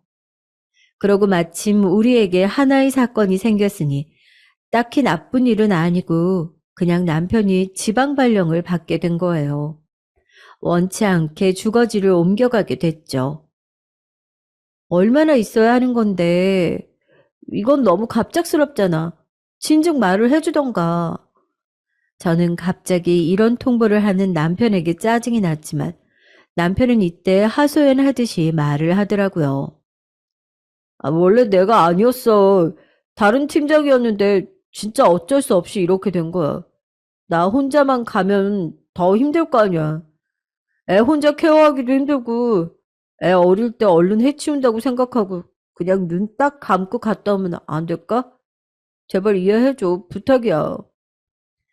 남편이 하도 이렇게 사정사정하는 바람에 저도 어쩔 수 없이 그냥 따르기로 했어요. 그런데 이때 유독 아버님이 반대를 하시는 거예요. 반대하시는 이유조차도 좀 어이가 없었고요. 너네 엄마 허전해서 어쩌려고 그러냐. 니네 없으면 엄마 아주 힘들어할 거야. 그러지 말고 회사 이 얘기 좀 잘 해봐라. 응? 듣는 내내 저는 얼마나 어이가 없던지, 아니 애도 아니고 엄마가 속이 허할 것 같다고 지방 발령을 취소하라는 사람이 어디 있냐고요. 다행히 이 부분은 남편이 알아서 해결을 하더라고요. 아버지, 그런 부분은 아버지가 좀 알아서 해주면 안 돼요? 나 전부터 좀 답답했는데 이제 이런 걸로 엄마 아버지랑 신랑이 버리기 싫어요. 나도 대출도 많고 돈 갚을 거 많고 유준이도 태어나서 돈 들일 일 많다고요. 회사에서는 밤낮으로 쪼아대는데 어떡해. 유준 엄마도 겨우 설득했는데 자꾸 그런 얘기하면 어떡하냐고요. 나도 가기 싫다고. 이렇게 부자간에 큰 소리가 나는 걸 보니 저도 너무 강 건너 불구경만 하기는 상황이 좀 그렇더라고요. 일단 남편을 좀 달래보기도 하고 아버님에게도 얘기를 해보았어요. 아버님, 저희 그렇게 긴 시간 있는 것도 아니고 2년 정도라고 하네요. 너무 걱정하시지 않으셔도 될 것 같아요. 사실 저희도 가면서 불안하고 신경 쓰이는 게 많아요. 그래도 회사에서 저렇게 보내는 건데 그만둘 게 아닌 이상 별 수 없잖아요. 조금만 이해 부탁드릴게요. 그리하여 우리는 지방 쪽으로 내려가게 됐고 정말 거짓말 안 하고 아주 야무지게 2년이라는 시간을 채우게 됐어요. 명절 때 좀 왔다 갔다 하기도 했는데 희한하게도 이 시기에 정말 시댁으로부터 연락이 거의 오지 않았어요. 맨날 자주 보니까 그렇게 연락이 잦았던 것인지 볼 일이 없으니까 전화도 그리 많이 오지 않더라고요. 그러다 보니 저는 2년 남짓 시댁과 거의 2년을 끊다시피 보냈던 날들에 완전히 적응이 되어버린 거예요. 이전처럼 어머니에게 시달린다든지 어머니 좀 챙겨달라는 아버님의 말 같지도 않은 내용을 크게 신경 쓸 필요가 없었어요. 문제는 이제 발령 기간이 다 끝나고 다시 서울에 올라갈 때가 되니까 가급적 저는 시댁 근처로 가고 싶지 않은 거예요. 남편도 의외로 이런 상황에 적응이 되었던 건지 본인이 먼저 말을 꺼냈어요. 집을 굳이 부모님 댁 근처로 얻진 않아도 될 것 같아. 아버지는 근처로 다시 오라고 하시는데 사실 꼭 그 근방 아니어도 될 것 같거든. 가까우면 괜히 자주 보고 싸우기나 하고. 난 지금 회사 정치질을 끼워서 양쪽 눈치만 보는 것으로도 죽겠다. 이 이상 더 남 눈치 보고 머리 쓸 일 만들기 싫어. 대신 당신이 좀 적극적으로 알아봐. 제가 볼 땐 남편이 이 정도로 양보한 것도 꽤나 마음 썼다 싶었어요. 결혼할 무렵에 그렇게 엄마네 근처에서 살아야 한다고 강조하던 사람이었으니까요. 지방에서 근무하다가 이리저리 뜯기면서 머리도 빨리 허옇게 세워버린 모습을 보니까 저도 중간중간 안타까울 때가 많았답니다. 뭐랄까, 여느 때보다 다른 그 누구가 끼지 않고 남편과 저 아이 딱 이렇게만 오해가 깊어진 것 같았어요. 서로 불쌍하고 짠하게 느껴지기도 하고 남편도 비로소 제 고생을 조금 이해를 하더라고요. 하지만 모처럼 남편이 이렇게 마음을 먹고 저도 크게 한숨을 내쉬었던 사이 일이 그렇게 쉽게 술술 흘러가지 않았어요. 제 딴에 2번 다시 시댁 근처에서 살 일은 없을 거라고 저 혼자 몇 번이나 되뇌이고 당연하게 생각해 왔는데요. 현실이 그렇게 굴러가지 않더라고요.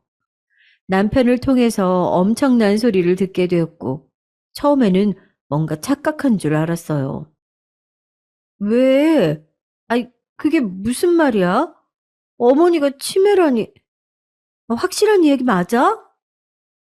저는 이때 집도 얻어두고 이삿짐 센터까지 다 예약해두고 있던 차에 너무 갑작스럽게 물벼락이라도 맞듯 듣게 된 말이라 정말 황당하기 그지없었어요.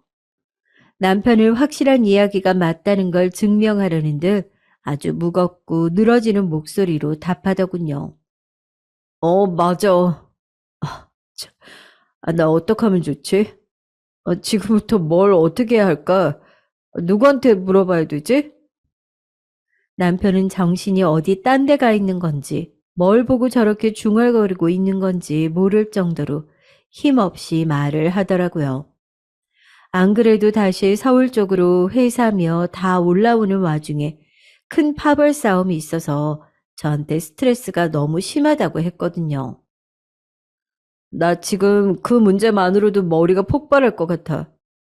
그런데 엄마, 아, 나, 나 어떡하지? 엄마 어떡해? 우리 엄마 설마 아니지? 그치? 엄마 말이야, 먼저 가고 그러는 거 아니겠지? 이때만큼은 저는 남편의 말을 듣는 내내 저도 모르게 좀 울컥한 감이 올라오더라고요. 찡한 감이 들면서 새삼 안쓰럽게 느껴지더라고요. 아마 2년이란 시간 동안 어머니랑 떨어져 있어서 그간 당했던 기억들이 좀 옅어지기도 했고 남편과 서로 짠하게 등을 토닥여가면서 진짜 부부가 되어가는 과정을 지나와서 그럴지도 모르겠어요. 하지만 말이에요. 아무리 그런 짠한 감정이 들고 안쓰럽게 느껴지는 감이 있다고 한들 치매인 어머니를 어떻게 한다는 것은 꽤 냉정하게 생각할 문제더라고요. 하지만 이 무렵 우리가 이사하는 집은 참 아이러니하게도 시댁이랑 멀지 않은 위치였어요. 차로 한 5분 정도밖에 안 되는 거리에 있었답니다. 일부러 그렇게 얻은 게 아니라 당장 조건에 맞게 들어갈 만한 곳이며 아이 어린이집이랑 학군 같은 것을 고려했을 때 제일 좋은 조건이 그쪽밖에 나오지 않는 거예요. 저도 약간 답답했던 게 남편이 이미 충분히 멀리서 떨어져서 살 만한 기회를 줬는데도 제가 활용을 잘 못한 느낌이 들었죠. 아무튼 그렇게 가까워진 와중에 어머니가 치매라니요. 이제 막 짐 옮기고 신경 쓸 게 많은데 머리가 아파오더라고요. 보나 마나 가까이 살고 있으면 어머니를 자주 찾아뵐 것이고, 그렇다 보면 남편도 마음이 동해서 저한테 아주 자연스럽게 자기 엄마 뒤를 봐주길 바랄 것 같더라고요. 이거 아무래도 안 되겠어서 남편에게 단판을 지으려고 했는데 남편이 먼저 말을 꺼내더라고요. 지훈아, 제발 우리 엄마 이번만 좀 봐주면 안 될까? 아버지 말로는 아직 심한 상태는 아니시래. 그렇게 심한 건 아닌데 엄마가 저번에 길도 잃어버리고 길에서 엄청 실수도 했나 봐. 아버지가 나 걱정할까 봐 차마 전화를 못 했대. 근데 나 진짜 그 사건 듣고 너무 소름 돋아서 말이야. 저는 잔뜩 경계를 하고선 한 발짝도 물러나지 않겠다는 얼굴로 이야기를 들었는데, 이윽고 남편의 얘기를 듣고 어쩔 수 없이 경계를 허물어버리고 말았죠. 저한테 너무 득살같이 못되게 굴었고 미워 죽겠는 용서할 수 없는 시어머니지만요. 이 얘기를 들으니까 자식된 입장에서 남편이 너무 안쓰럽게 느껴지더라고요. 엄마, 엄마가 신호등을 보고도 그냥 횡단보도에 주저앉아 있었대. 근처에 지구대가 있지 않았으면 난 진짜 못 살 것 같아.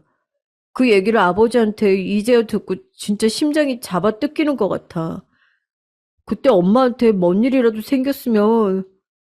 남편은 그 말이 끝날 즈음 갑자기 앉아있던 식탁 의자를 옆으로 쓱 밀더니 그대로 바닥에 무릎을 꿇더니 고개를 완전히 안 보일 때까지 훅 거북이처럼 집어넣고선 어깨를 바들바들 떨면서 저에게 사정을 하는 거예요. 지은아, 지은아 제발 나 좀 봐주라. 우리 엄마 같이 모셔주면 안 될까? 제발 부탁이야. 이대로는 나 아무런 구실도 못할 것 같아. 요양원도 생각해 봤는데 미안해. 내가 마음의 준비가 안 됐어. 제발 오래 걸리지 않을 테니까 나한테 마음 준비할 시간을 몇 달만 주면 그 뒤엔 내가 알아서 할게. 이번만 제발 엄마를 같이 모셔주면 안 될까? 내가 잘할게. 이렇게 빌게 제발. 남편은 그대로 들썩이면서 통곡을 하는데 제가 거기서 더 무슨 말을 할 수 있었을까요? 안 그래도 남편은 제가 볼 때 조금 걱정이 될 정도로 많이 처져 있고 우울증이 의심되는 상황이었어요. 오죽하면 제가 회사를 그만두라고 했었는데도 이만한 연봉과 복지가 되는 곳을 또 찾기 어렵다며 거절을 했었죠. 하지만 늘 출퇴근 때 눈은 텅 비어가지고 이제 자기한테 낙은 저랑 애기밖에 없다던 남편이었어요. 약 2년간의 지방 발령 생활 중 대략적인 이야기를 저도 알긴 하지만 도대체 그 안에서 얼마나 속 터지고 피말리는 싸움이 있었던 건지 저렇게 자신감을 다 잃었을까요? 거의 도망치듯 살겠다고 서울로 올라왔더니 이제 어머니가 치매라는 소식까지 듣게 된 거예요. 그쯤까지도 저는 어머니의 상태가 정확히 어떤지 알지도 못했어요. 일단 인사라도 드릴까 싶어서 실제로 워낙 오랜만에 뵙는 거니까 남편을 달래서 아이랑 같이 시댁에 정말 오랜만에 갔는데요. 어머니 연세가 확실히 있어서 그러신지 늦게 알게 된 것 치고 좀 상태가 나쁘신 것 같긴 했어요. 그런데 또 아주 애매한 게 말이에요. 막 심해서 어딘가 격리해야 할 수준은 또 아니었단 말이죠. 이러나 저러나 남편이나 아버님 등 다들 불안해하고 걱정하는 건 똑같았고 다들 저에게 뭔가를 기대하는 것 같아서 짜증이 났어요. 하지만 어쩔 수 없잖아요. 제가 뭐 잘나서고 어째서가 아니라 그냥 한 인간으로 볼 때 남편의 저런 모양새가 너무 안쓰러웠어요. 어머니도 어머니지만 온갖 사면초가에 쫄려있는 남편이 안 됐더라고요. 결과적으로 저와 그 사람은 가족이니까 둘 중 하나가 엉망이 되면 한 사람이 업고라도 가야 되는 거잖아요. 어쩌다가 제 생각이 이런 방향으로 가게 됐는지 제가 봐도 참 신기하네요. 이 글을 시작하던 초반의 느낌을 생각할 때를 보면 그때 저는 아직 뭘 많이 경험하지 못했던 것 같기도 해요. 아무튼 결국 남편의 제안을 승낙하여 어머니를 챙기는 일은 제가 하기로 했어요. 하지만 한 가지 조건이 있어. 나 모시고 살지는 못해. 대신 출퇴근하듯 아침에 어머니 댁에 가고 저녁에 당신 여기 와서 나 데리고 가. 밤 시간에는 죽이 되든 뭐가 되든 간에 아버님이 알아서 하셔야지. 그 이상은 못해. 이건 당신도 이해해줘야 돼. 알겠지? 남편도 제 이런 결정이 쉽지 않은 걸 아니까 그 이상은 요구하지 않았어요. 그런데 말이에요. 시간이 그렇게 흐르고 흘러 3년 난지 된 거예요. 저는 처음에 한 반년 정도만 하다 말겠다 생각했었거든요.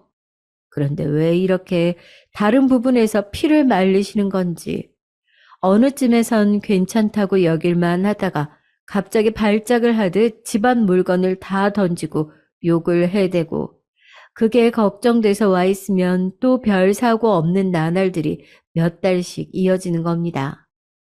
솔직히 어느 정도는 저도 할 만은 하니까 그냥 거의 버티고 있었던 것 같아요. 그리고 막상 빠르게 그만하고 싶단 말은 못했던 건데요. 남편 때문이었어요. 다름이 아니라 저도 모르게 남동생이 뒤에서 아주 큰 사고를 쳐버렸지 뭡니까? 나중에 아빠한테 그 얘기를 전해 듣고 진짜 당장 쫓아가서 동생 등짝을 세게 갈길 뻔했어요. 뭐라고? 아니, 그 자식은 왜 자기 매형한테 돈을 빌려?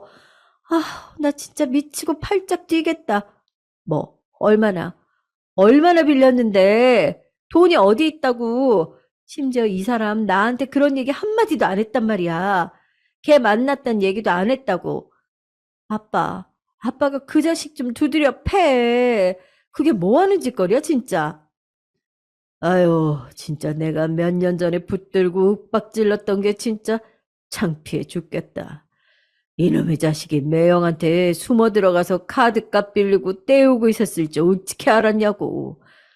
나보고 사위 낯을 어떻게 보라고 진짜. 나도 이놈 자식이 웬수다 진짜. 수치스러워 죽겠어. 여기 대화 내용대로 제 남동생은 카드 빚을 꽤나 졌더군요. 대체 뭐 때문에 그런가 했더니 돈이라면 눈을 부릅뜨고 아끼고 보는 저와 여동생과는 달리 이놈의 녀석은 허영이 들어서 명품을 사댔어요. 그것도 지 것도 아닌 여자친구 사준다고 무리해서 카드 빚을 졌던 거예요. 그래 놓고 감당이 안 되니까 처음엔 지 작은 누나한테 얘기했다가 퇴짜 맞고 아빠한테 감히 얘기도 못하다가 끝내는 만만한 매형한테 전화를 한 거죠.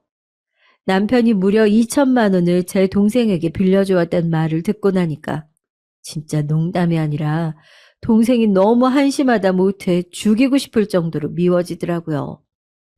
누나는 이렇게 힘들게 애 키우고 매일매일 시댁을 버스 타고 출근하면서 시어머니 소변도 가끔 가려드리고 여러모로 일반 엄마들보다 고달픈 삶을 살고 있는데 말이에요. 이제 그만하겠다, 못해 먹겠다는 소리도 할 수 없게 아주 당당하게 지 매형한테 신세를 져버린 거죠. 심지어 남편은 이 사실을 묻는 저에게 그냥 무심히 답하고 말더라고요. 와, 진짜 미안해 죽을 것 같았어요.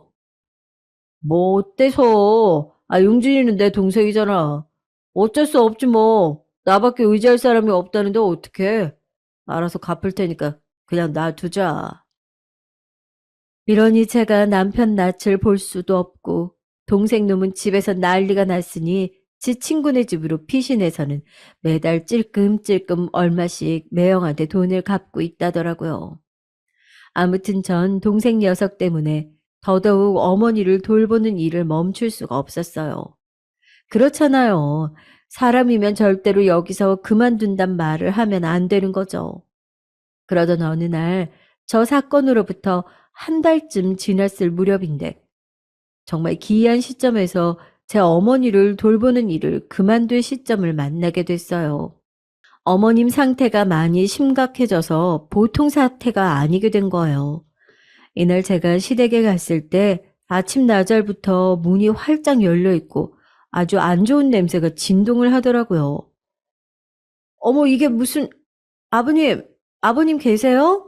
아버님! 그리고 제가 들어간 거실에는 아버님이 진이 다 빠진 얼굴로 어머님의 양손을 붙잡고 계신 게 보였어요. 이날은 남편이 휴가를 냈던 날이라 애들 어린이집 보내고 우리 둘이 들렸었고 남편 역시 한층 어두운 얼굴이 된 상태로 뛰어들어갔어요. 난장판이 되고 대소변도 가리지 못한 그 거실 언저리를 남편이 조용히 치우고 있고 어머니는 얼마나 몸을 격렬하게 움직이며 뛰어다니셨던지 지쳐서 잠이 드셨더군요.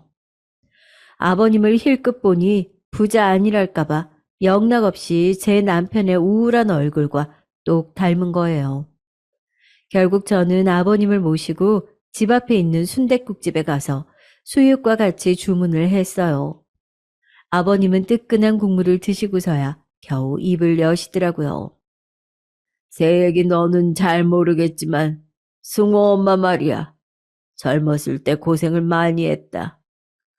보니까 너랑 사이가 썩 좋은 것 같지도 않던데 사람이 참 이상해. 자기는 그렇게 우리 어머니며 누나들이 싫다고 해놓고 말이다. 자기도 며느리랑 사이 안 좋아서 힘들어하는 걸 보니 이게 다 뭔가 싶다. 농담인지 뭔지 모를 어투로 말씀을 하셔서 그냥 듣고 있었는데 아버님은 밥에 손도 안 대시고 말씀을 하시더군요. 시집살이를 독하게 하긴 했어. 그래서 아주 악이 악대로 차오른 것 같다. 참 너한테 민망하고 부끄러운 얘기다만 승호 엄마 절이 된 거 보니까 젊은 날 내가 툭하면 승질나고 손찌검도 하고 그랬어. 왜 저 사람이 저리 아프고 고생을 하는지 모르겠다. 나한테 똥바가지를 씌워도 할 말이 없는데 나도 참 간사한 거지. 막상 마누라가 진상을 부리니까 못 참겠는 거야. 이렇게 말씀하시는 아버님 얼굴은 아주 통탄해 보이시더라고요. 결국은 우울하단 얘기로 끝이 나버리게 됐습니다. 어찌됐건 나는 저 사람이 가면 아무것도 못해. 할 줄 아는 게 없어. 저 사람 저런 것도 무섭고 혼자 되는 것도 무서워. 어제 TV 보니까 누가 자기 마누라 치매라고 죽었다던데. 얼마 안 돼서 오래 못 살고 갔다더라. 나도 그리 되는 거 아닌가 몰라. 전 분위기가 너무 무거워지는 게 싫어서 능청을 떨며 얼른 아버님의 표정을 바꿔보려고 했어요. 아이, 무슨 말씀이세요? 제가 볼 땐 저 시집 와서 아버님도 만만치 않게 어머님 큰소리에 당하셨잖아요. 그런 말씀 하지 마세요. 더 이쁘고 좋은 아주머니 만날 줄 어떻게 알아요? 제가 이렇게 말하니 아버님이 순간 미간을 찌푸리시더니 뻥 하고 터지셔서는 웃으시더군요. 그래봤자 그런 순간이 그렇게 더 길어지진 않았어요. 그리고 아마 어머니를 화제에 둔 상태로 저와 아버님, 남편까지 마음에 적당한 짐을 아는 채 이런 시간을 보낸 건 이날이 마지막이 됐습니다. 진즉 요양원에 보내드릴까 하는 생각을 했고 전날 역시 집에 가면서 저와 남편은 비슷한 의논을 했었거든요. 그러나 어머니는 집에서 그것도 새벽 시간대에 아버님이 알아차리기까지 꽤 텀을 두고 그렇게 저희 곁을 완전히 떠나게 되셨어요. 아침에 걸려온 다급한 전화를 받고 뛰어가서 모든 상황을 눈으로 봤고 남편은 그 순간 애처럼 와악하고 눈물을 터뜨렸습니다. 저에게 몇 번이나 말했던 것과는 완전히 다르게 말이에요. 만약에 말이야, 엄마가 먼저 가시면 울지는 않을 것 같아.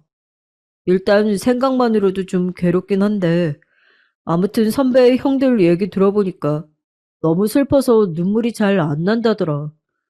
아마도 내 생각에 나는 못 올 것 같아. 너무 먹먹해서 말이야.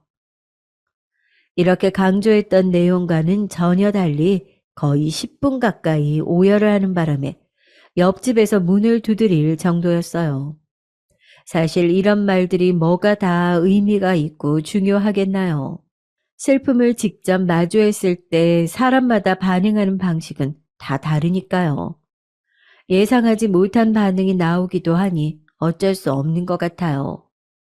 이렇게 어머니의 장례를 급히 치르고 난 뒤 제가 가장 걱정했던 남편은 어찌어찌 이겨내려고 하는 눈치였어요. 하지만 또 다르게 제 마음을 무겁게 하는 것이 있었으니 바로 아버님이셨죠. 아버님을 얼마간 혼자 계시게 할 수 없어서 몇 번 찾아갔는데 외려 거부하시는 거예요. 그러시더니 어느 날 저한테 문자 한 통만 보내시고 며칠간 자취를 감춰버리셨어요. 나 잠깐 산에 가서 숨 좀 돌리고 온다. 걱정 안 해도 된다. 열쇠 뒀으니까 네 어머니 방 정리 좀 부탁한다. 안 그래도 어머니 유품 정리를 완전히 하지는 못해서 날 잡고 하긴 해야 했는데 아버님이 계셔야 저도 뭘 알고 같이 할 수 있잖아요. 아무튼 그것과 상관없이 본인이 저렇게 자취를 감춰버리셔서 얼마나 걱정했는지 몰라요. 지역 커뮤니티에 수소문해서 아버님을 찾아봐 달라고 했는데 곧장 저한테 문자를 보내셔서는 잘 있는데 소란스럽게 하지 말라고만 하시더군요. 일단 본인이 하루에 한 번 정도는 대꾸하는 문자를 보내주시니 그 이상은 어찌하지 못하고 지켜보던 차에 한 4일 차쯤 저와 남편은 둘이 시댁에 갔어요. 웬만한 건 손이 갈 거리가 없는데 현관 저 안쪽 창고라면서 늘 문 잠가두던 작은 방이 있긴 했거든요. 어머니도 저희한테 뭐 받아서 쓸모가 없으면 거기에 넣으시기도 하고 아무튼 진짜 재활용 센터처럼 복잡한 방인 것 같았어요. 쇠 한쪽이 다 달아있는 그 열쇠로 문을 열고 보니 역시나 매캐하게 먼지가 쌓여있는 게 온갖 골동품 같은 게 다 있더라고요. 어른들은 대부분 그렇잖아요. 물건 못 버리고 이것도 필요해 보이고 하니까 다 쌓아두시는 거 말이에요. 와, 이걸 구청에 어떻게 신고해서 다 내버리나 싶어서 머리가 아파오던 중에 한쪽 낡아빠진 자개 책장 같은 게 있는 거예요. 뭐가 다닥다닥 포스트잇 같은 게 붙어 있는 거죠. 그래서 뭔가 봤는데 아버님 은행명이 적혀 있던 그 포스트잇에 아주 큼지막하게 사인펜으로 뭐가 적혀 있었어요. 근데 그 메모를 본 순간 저도 모르게 한쪽에 자리를 잡고 앉아서 그 책상 위에 놓인 것들을 슬슬 다 꺼내보게 됐습니다. 책장 안에 먼지가 쌓여서 선물 박스 모양째로 있던 것 그 위에는 이런 포스트잇이 있었거든요. 승호 며느리가 사다 준 거. 왠지 좀 너무 오바 같을지 몰라도 말이에요. 그 공기질 나쁘고 춥기만 한 눅눅한 방에서 저 메모를 보고 왜 마음이 움찔했던 것일까요?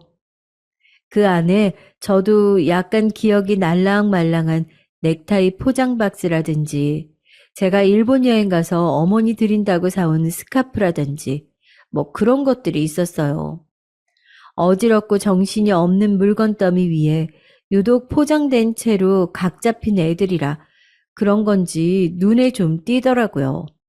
네, 참 선물로 사드렸을 때 다른 색은 없냐 바꿔오면 안 되냐 어쩌고 하셔서 마음 상하게 하실 땐 언제고 말이에요. 생전 그거 직접 메고 걸고 쓰고 하신 걸 본 적이 없어요. 그런데 그걸 저렇게 박스채 올려놔두시고 먼 놈의 날짜를 적어두신 거 있죠?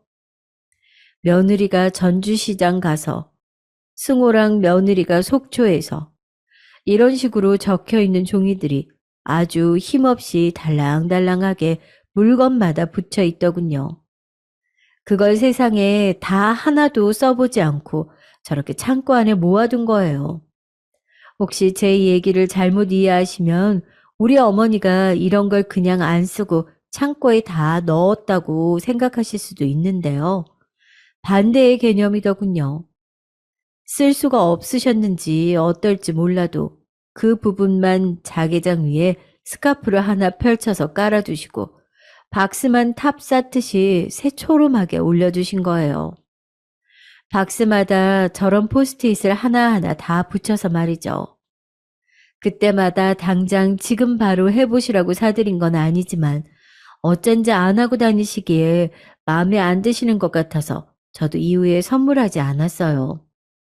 어쩐지 선물한 사람 입장에서 기분 되게 별로잖아요. 가뜩이나 당시에 저랑 어머니 사이도 나빴는데 말이죠. 그런데 저렇게 어지러운 가운데 홀로 질서를 유지하고 탑 쌓듯 올려져 포스트잇으로 구분되어 있는 모양새를 보니까 뭐랄까요? 좀 그냥 그렇더라고요. 어머니 장례를 마치고 그때 집에 들려서 방문을 들여다보기까지 저는 약간 남편에게 미안할 정도로 어머니와의 이별에 대해 큰 상실감이 없었어요. 사실 우리 엄마도 아니고 안 좋은 기억이라면 안 좋은 게 더 많았으니까요. 남들이 보면 치매로 알아누워 주기적으로 행패를 부리고 대소변을 못 가리는 시어머니가 가셨으니 솔직한 마음으로 후련한 감이 없지 않냐고 물을 거예요. 저도 꽤 솔직한 사람이라 100% 아니라는 말은 못할 거고요. 근데 그때 그 차갑디 차가운 창고 안에서 나뒹굴고 있던 그 포스트잇 몇 장을 보니까 저도 모르게 눈을 질끈 감게 되더군요. 미간에 주름이 꽉 잡혀 오르는 게 스스로 느껴질 정도였어요. 주름이 살과 맞물리는 감각이 미묘하게 느껴지더라고요. 그리고 잠깐 남편을 불렀어요. 저도 모르게 약간은 목이 잠겼던 건지 이상하게 목에서 새된 소리가 나더라고요. 여보, 여보, 저기 잠깐 와봐, 이 방. 목을 가다듬고 다시 불러서는 여전히 우중충한 얼굴로 방에 들어선 남편에게 자개장 한쪽을 가리켰어요. 남편은 뭐 때문에 불렀는지 모르는 눈치여서 제가 직접 가서 박스며 포스트잇 그리고 저와 남편의 웨딩 사진을 액자에 껴두신 것까지 가리키며 보여줬답니다. 발이 시린 듯 느껴지는 그 차가운 방에서 저랑 남편은 한참을 서로 아무 말도 않고 어머니가 그렇게 서툴게 아들 부부의 자취를 간직해둔 공간들을 둘러봤어요. 글쎄요. 눈물까지는 모르겠지만 그냥 마음 깊은 곳 어딘가에서 우웅하고 뭔가 끓어오르는 느낌이 들더라고요. 참 답답한 어르신이란 생각이 들었어요. 이런 메모 적어두지 말고 안 쓰고 아껴두지 말고 생전에 부지런히 싸매고 감고 걸고 입고 다니시지. 얼마나 더 살고 더 뒀다 쓸 줄 알고 이렇게 메모까지 적어가면서 보관해 두셨을까. 몇 번 열어보지도 않고 다시 개어서 넣어둔 그 물건들을 보고 있으니 참 멍해지는 거예요. 나중에 제가 여동생한테 이 얘기를 했어요. 동생은 처음엔 잠깐 움찔하던 듯 하더니 어이가 없다는 듯 웃더군요. 뭐야 언니. 누가 보면 뭐 며느리 앞에서 대단한 패물이나 부동산이라도 남겨둔 줄 알겠다. 뭐가 그렇게 먹먹하대? 사돈 어른 계실 때 그렇게 물어뜯고 당하기만 했으면서. 이런 여동생의 말이 딱히 틀린 건 아니고 맞는 말이긴 한데요. 그 말 맞다나 뭐 대단한 패물이 있는 건 아니었지만 전 실제로 진짜 좀 마음이 무거워지더라고요. 있을 때 같이 얼굴 무던히 보고 있을 때 좀 둥글게 표현하시지. 왜 맨날 그렇게 날 서서 둘이 싸우고 못 잡아먹어 안달이었을까요? 내심 생각해보니 그 사나워진다는 치매 말기에 어머니는 저한테 며느리가 있다고는 말을 하셨던 게 생각이 나네요. 기이하게도 며느리가 있긴 하다고만 하셨어요. 별다르게 욕 같은 건 안 하시더라고요. 친구들 말로는 그렇게 할머니들이 며느리한테 사무쳐서 욕도 하고 머리 잡고 난리도 아니라던데 전 그런 일은 없었어요. 그러고 보면 정말이지 어머니가 정신이 온전하실 때 딱히 저에게 크게 억한 감정, 미워 죽겠는 감정까지 있는 건 아니었던 것 같더라고요. 무의식 중에 원래 자기 의식 안에 있던 감정들이 쏟아져 나오는 건데 어머니는 그런 면에서 저에게 아주 깨끗한 치매 증상들을 보이셨던 것 같아요. 대소변은 전혀 가리지 못하셔서 저랑 남편이 여간 애를 먹은 게 아니었지만 말이에요. 이제서 이 내용을 적으면서 잠깐 눈물이 났어요. 그때 차마 밖으로 울지 못했는데 늦게 이렇게 눈물이 나네요. 사실 그때로 되돌아간다고 해도 더 잘해드린다든지 잘 지낸다든지 그런 건 힘들 거예요. 삶은 TV 영화나 드라마처럼 단순하게 흘러가지 않으니까요. 그래도 저에게 그 장면이 남긴 인상은 상당히 컸던 것 같아요. 마치 커다란 영화관을 꽉 채운 큰 스크린처럼 어머니의 그 서툰 메모들과 쌓아 올린 박스들은 제 마음을 꽤 먹먹하게 그리고 약간 서글프게 누르는 듯한 무게감이 느껴졌습니다. 이후로 어떻게 살고 있냐면 저희는 똑같이 살고 있어요. 주에 두세 번은 아버님과 함께 밥을 먹고 있고요. 아버님은 그때 산에 들어갔다면서 휙 사라지시더니 얼마 안 되어서 날이 너무 춥다고 풍이 들릴 것 같다면서 제깍 돌아오셨답니다. 아우 몰라. 정말 죽을 뻔했어. 승우 엄마 따라가는 줄 알았다니까. 아유, 따라가야 될 것 같은데 이런 식으로 죽고 싶진 않더라. 저기 밥 없냐? 나 배고파 죽겠다.